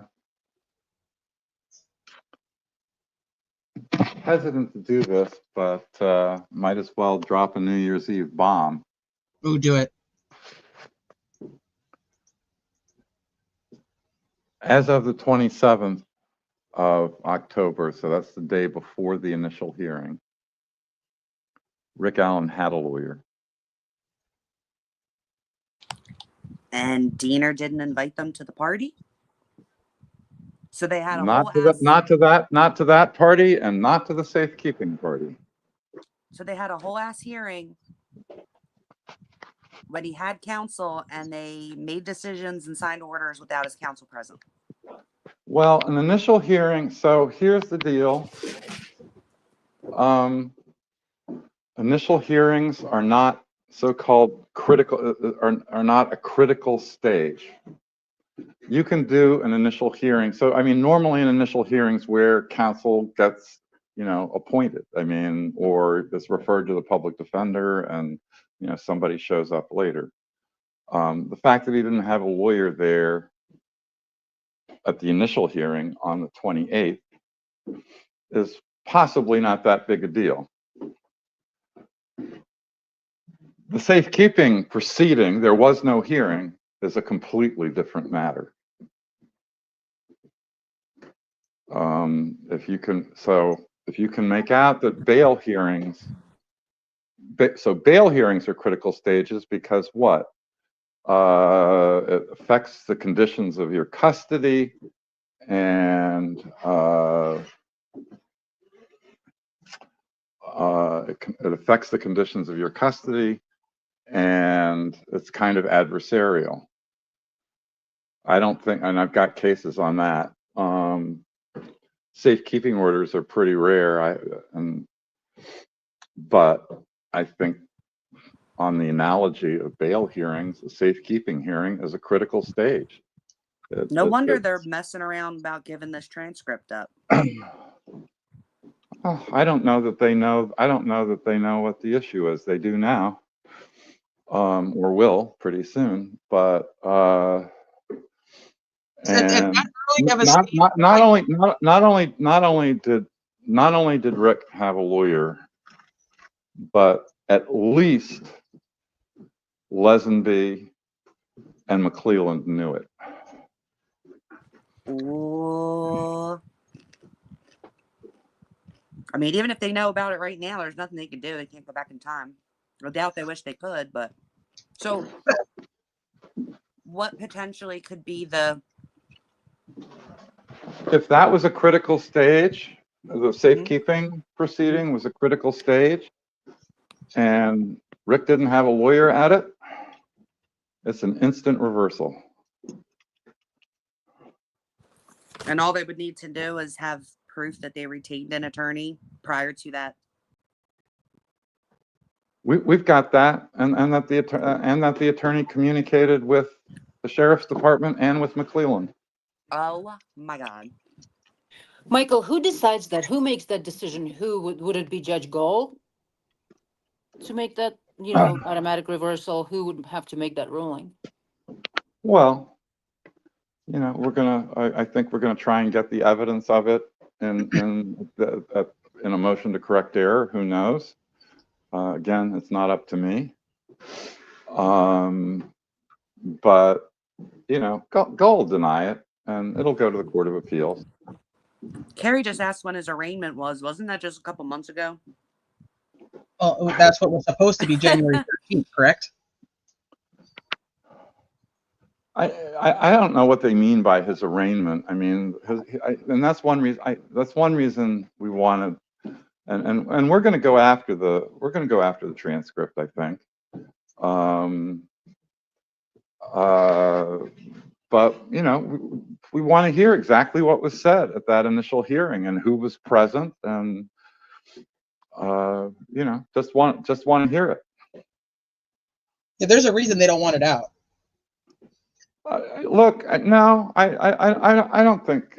Look, they didn't know what was coming when Gull said, it's referred to appellate counsel, and I was talking to a real experienced former state PD chief deputy at the state PD's office. He's never heard of a judge denying a transcript,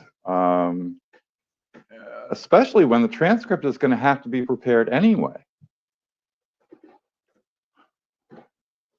Would there, at that early of a stage, would an attorney for him had to have filed an appearance, or not yet, or when would that have taken place? I mean, this is all right off the bat. So, well, no, I mean, it's true. No appearance was filed, but they knew he was represented, and not only did they know he was represented, they were instructed not to question him by this lawyer, and so they knew he was represented, even if the lawyer hadn't filed an appearance. The appearance really doesn't matter. If they knew he was represented, they can't do anything without at least finding out if the lawyer wants to be there. Also, Rick might not have known that an attorney was paid for and had sent, like, let's say, an email to the sheriff and the prosecutor. So when he wrote in that letter, he had not had contact with like his wife. Like they were stopping all contact like with everybody for him. So when he says in his letter, at my initial hearing on October 28th, 2022, I asked to find representation for myself. At the time, I had no clue how expensive it would be just to talk to someone. He might not have known that like Kathy had already gotten the lawyer and that the lawyer had already reached out to these people. You know what I mean? Yeah, well, I mean, that all we got 20 days to nail all that down. They're going to deny it and say, I never got the message. There was no voicemail. Oh, yeah. Just like Nick sat there at his computer. No, The email he said he sent to Hennessy. It was sent by email. Nice. I mean, the lawyer would have a record of that, so. Yeah. Yeah, they can say, well, we Whether didn't they say see they it, we got it didn't or read not, it. Yeah, we didn't get it, we didn't read it on time. It would be like, you all literally. That's probably like, the most discoverable convenient- information. Yeah, like I only mean- the most convenient things occur when it when it has to do with like Richard Allen. Like, it's the most bizarre thing I think I've ever. You know, Rick Allen's tip is the only one that they didn't know about, and Kathy Allen brought to, or Kathy Shank brought to them, and I don't know. Right. If it was one thing, 70 days of interviews disappeared. The first week, of that alone is crazy to me. The first week of interviews, right? Erased. And then some had some reports, some didn't have reports, some they re-interviewed, some they didn't, but they don't have a list. That's the first week of an investigation, the most important, right? And then 70 days somewhere in the middle, that alone would have been too much, right? But then you add safekeeping order, the attorney, the haldol, the prison, not allowing the third party, no geofencing, no sketches. I mean, that's it. That is bizarre. You tell someone and they don't, every time I try to tell someone who doesn't know about the kid, they're like, yeah, you probably just don't understand. You probably don't, you probably have a wrong impression. Can't be all this. You just, you heard something on whatever social media and it's not true. And I just like, I know it's hard to believe. Yeah. I mean, I said specifically if they could get the receipt for payment, and Michael said that they absolutely have that. So, like, I don't technically need to see right now that, Kathy paid a $5,000 retainer or whatever the case may be, or an email. And I would assume that when they would have appeared, an appearance form would have been filled out. Like, I just think none of that, it never came to any of that. He got whisked away, and then we don't know. I mean, we don't even know that attorney. They obviously couldn't continue to pay that person. So we don't know the timeline of when they came on, when they came off. You have to think, if you had to pay somebody, not a public defender, and they took your ass to Westville, and a private attorney had to travel hours to see you, like every time they had to, you know what I mean? I don't know how anybody would be able to pay for that. Yeah. Kat wants to know, why is this discovered now?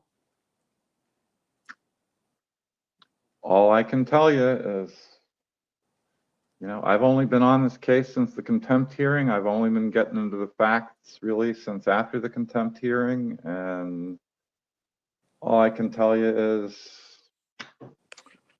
I'm pretty gobsmacked. And all I said, when did he learn it was going to cost too much? I don't know for sure, but I would say that in that letter that he wrote, whenever he wrote it, because we talked about that last night, we don't know if he wrote it the 28th or the 29th or the 30th or 31st. It was going to cost him $350,000. Yeah. So when he wrote that letter, he said that he didn't realize at the time that it was going to cost like as much as it was going to. So I would say like I said, it could have been any time between the 28th of October to whatever date we figured out, the 1st or whatever. We don't know when they took that letter from him, like when he actually wrote it. No, I think I think I actually, I mean, no is no can be a relative term. I don't want to get into epistemological argument. I think we know that he wrote it on the 31st and that it was mailed on the 1st. Well, either way, both of those days are before. Regardless, if he had representation, even if he had representation all the way till the 3rd. Oh yeah, absolutely. You know what I mean? Oh yeah, no, I'm way ahead of you, Sleuthy. And who told him to write a letter? Do you guys know? Like, how was it that he didn't make? I don't know if he was able to make phone calls or not. Like, why Probably letter? the attorney. Probably the attorney when they said we can't afford you. There's no way we can afford that, and he was like, then you're going to need to do this, this, and this. Yeah. Yeah. Because I was thinking, like, if I'm sitting, you know, like, how would I know? Like, oh, write a letter. You think you'd pay $5,000 to an attorney? At least they can write a letter, right? To say, When did he hey, go from Carroll County to White County? I wouldn't be surprised if the attorney like reached out to hit like they would want their money. Like I wouldn't be surprised if they reached out specifically to say, this is what I'm going to need. If you can't do it, like that's it. The other thing y'all don't know, and I mean, I think there might have been the rumor around is, so the initial hearing was on the 28th, and it was very quickly after the initial hearing he was shipped off to White County.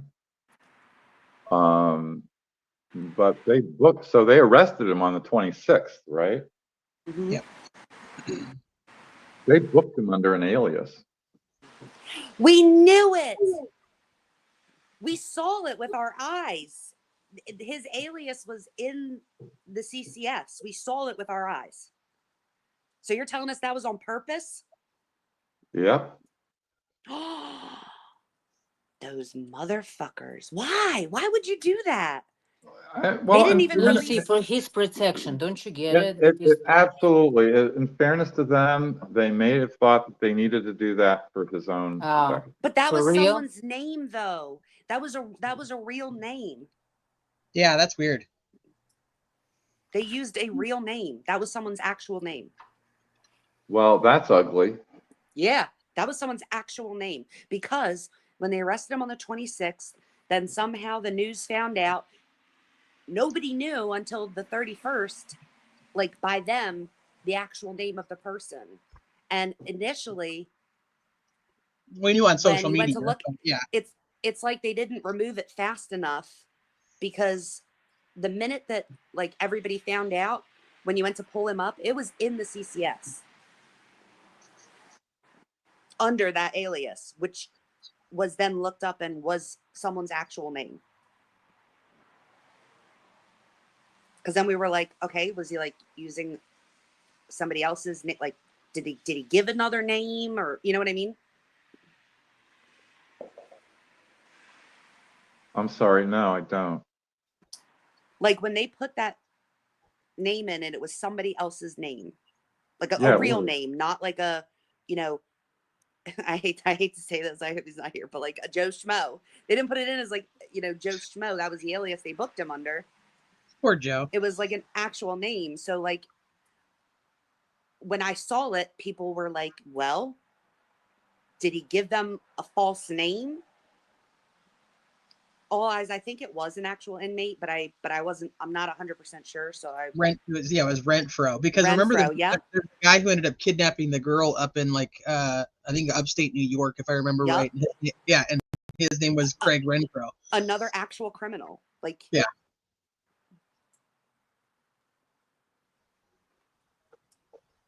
You're saying that absolutely happened? They booked him under that alias on purpose? Yep. That is fucking mind blowing. Why? For what? So nobody would know? Yeah. They So used somebody. an actual person's name? Yeah. So the pitch, you know. So yeah. And again, I mean, it could have been. Look, you know, Lesenby could really have been justifiably, worried about his safety. So where's Lesenby? What do you mean? Like he totally has disappeared, like off the face of the earth. I think he was at the safekeeping. He was, obviously he had to be the safekeeping hearing, but like then that was it. He was not at the press conference at sentencing. I think Did he not acts at the testify. courtroom. The courthouse. He acts like he's the sheriff in town still. I barely saw like a couple times maybe, but he acts and stands in the middle of the courthouse on the first floor. I mean, you look at him. I always forget that he's not the sheriff anymore. He He's just on the seems floor all the disconnected time. from this entire thing. Yeah. And I kind of had a feeling it was because, like, if you look at, I guess it would be the Franks, where they like cite his deposition, where like in his deposition, he said that he thought that it was more than one person. Like, I assume that's why they were keeping him away, because he not only said that, but also said that others who tried to claim at the trial, they thought it was only one person, told him in private that they also thought it was more than one person. So I figured that's why they were keeping him hidden or whatever. So I have a question that Michael, I don't even know if you'll be able to answer this, but during Jerry Holman's interview, he stated that ISP was not the lead on this case, that Carroll County was, and they talk about it in the press conference too. But that Carroll County, the sheriff's department, was actually the lead investigators on the case. How in the world, if Tobe was the lead, Tobe's department was the lead, how did Doug Carter remove the FBI from an investigation he wasn't the lead on? I have no idea. Kind of figured, but I have no idea. Wait, what did you say? We talked about this on your channel, Sleazy, about how Doug Carter is the one who told the FBI to leave, that he didn't know, he no longer needed their assistance with the investigation. He's the one who kicked the FBI out. But ISP wasn't the lead on the Maybe it was case. one of the resources that ISP brought to the table to help, Carroll Perhaps. County, something like that. That it was. But FBI was there that day. They showed up that day. That's They were there true. immediately, and so Somebody they would have was in also town. known. Like They would have that's also known another that thing. Tobe was the lead. Yeah, true. Oh, And I think Travis just said so his lawyer couldn't find him. Oh wow. I wonder if the lawyer I don't know knew if he's- about the alias Oh at the time. I wonder.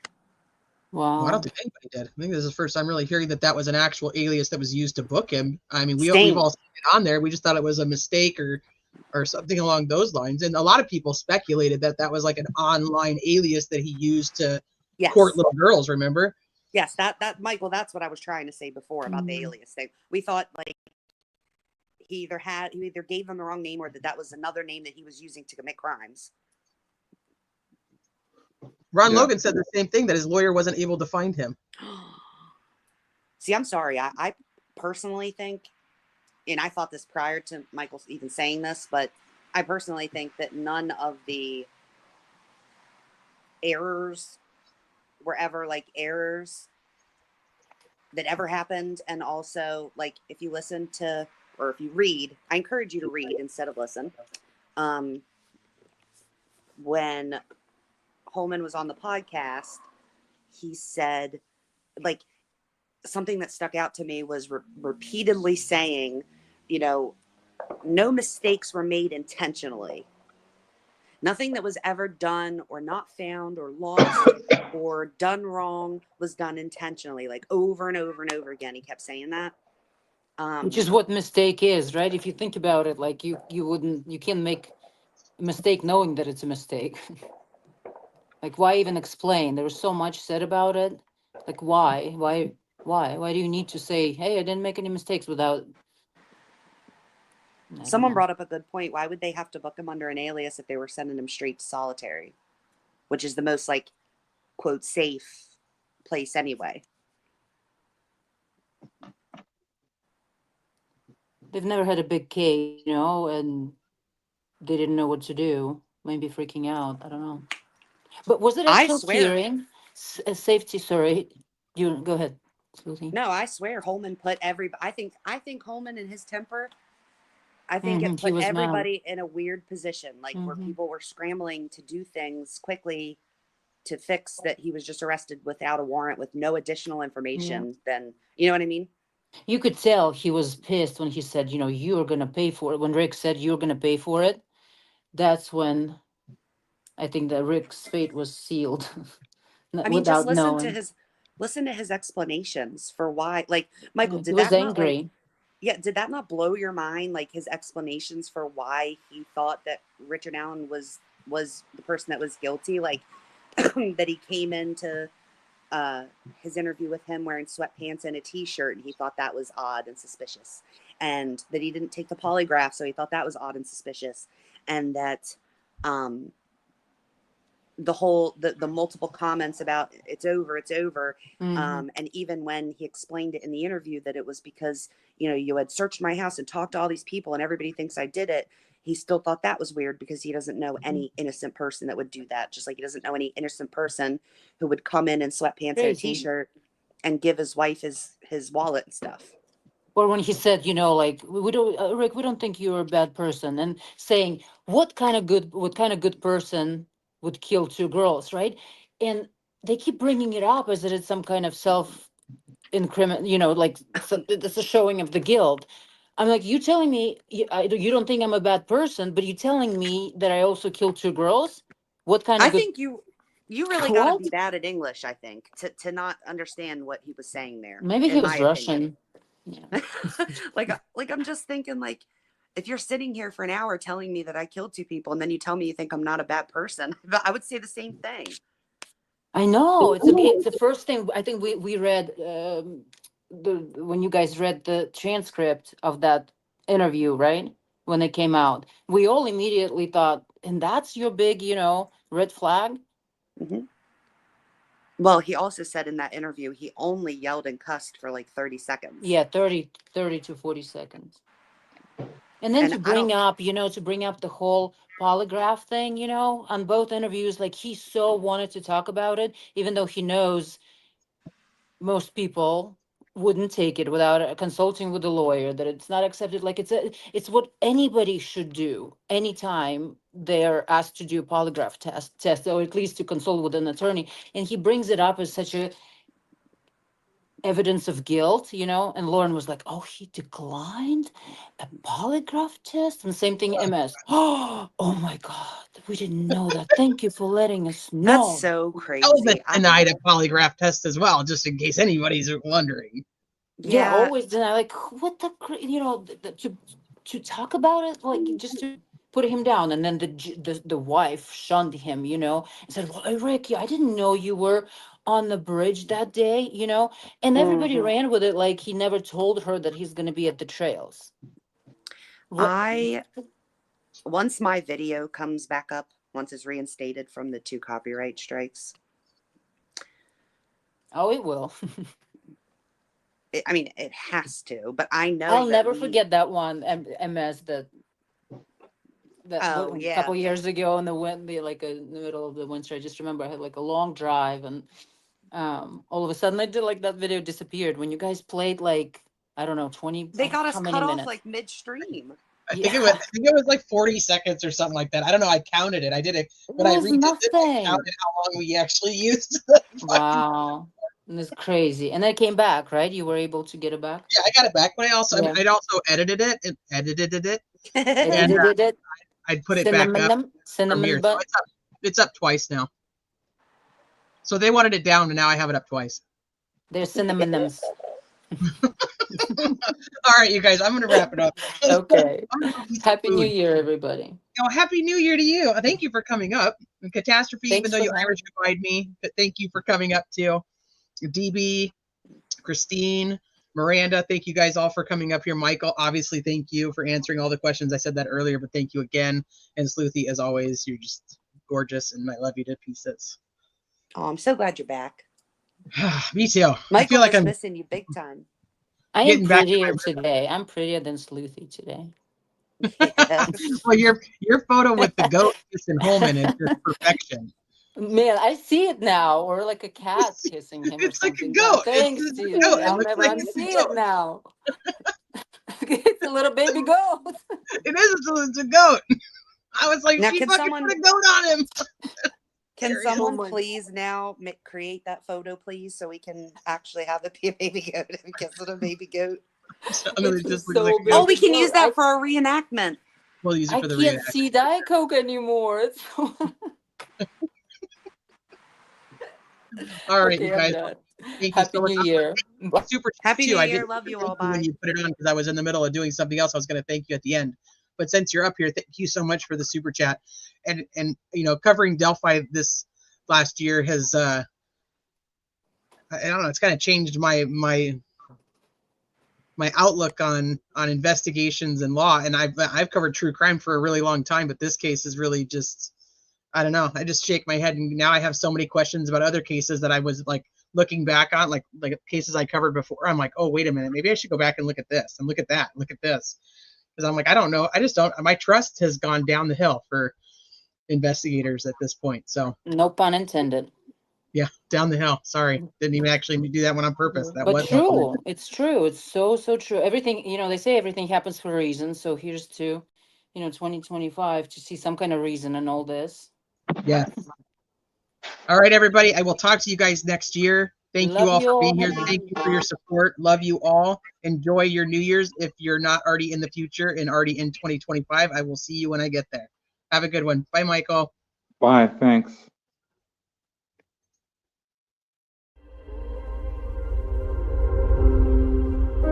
Do you dare to follow me down?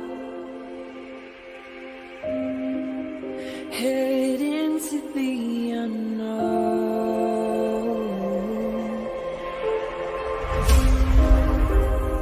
Down the rabbit hole.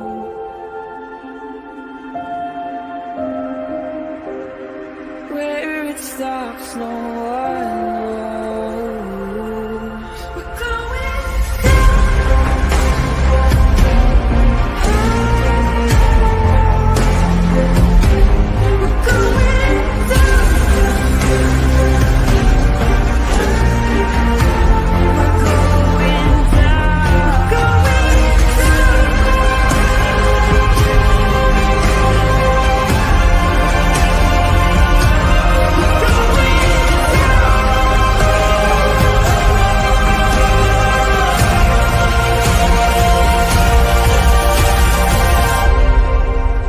Do you dare to follow me down?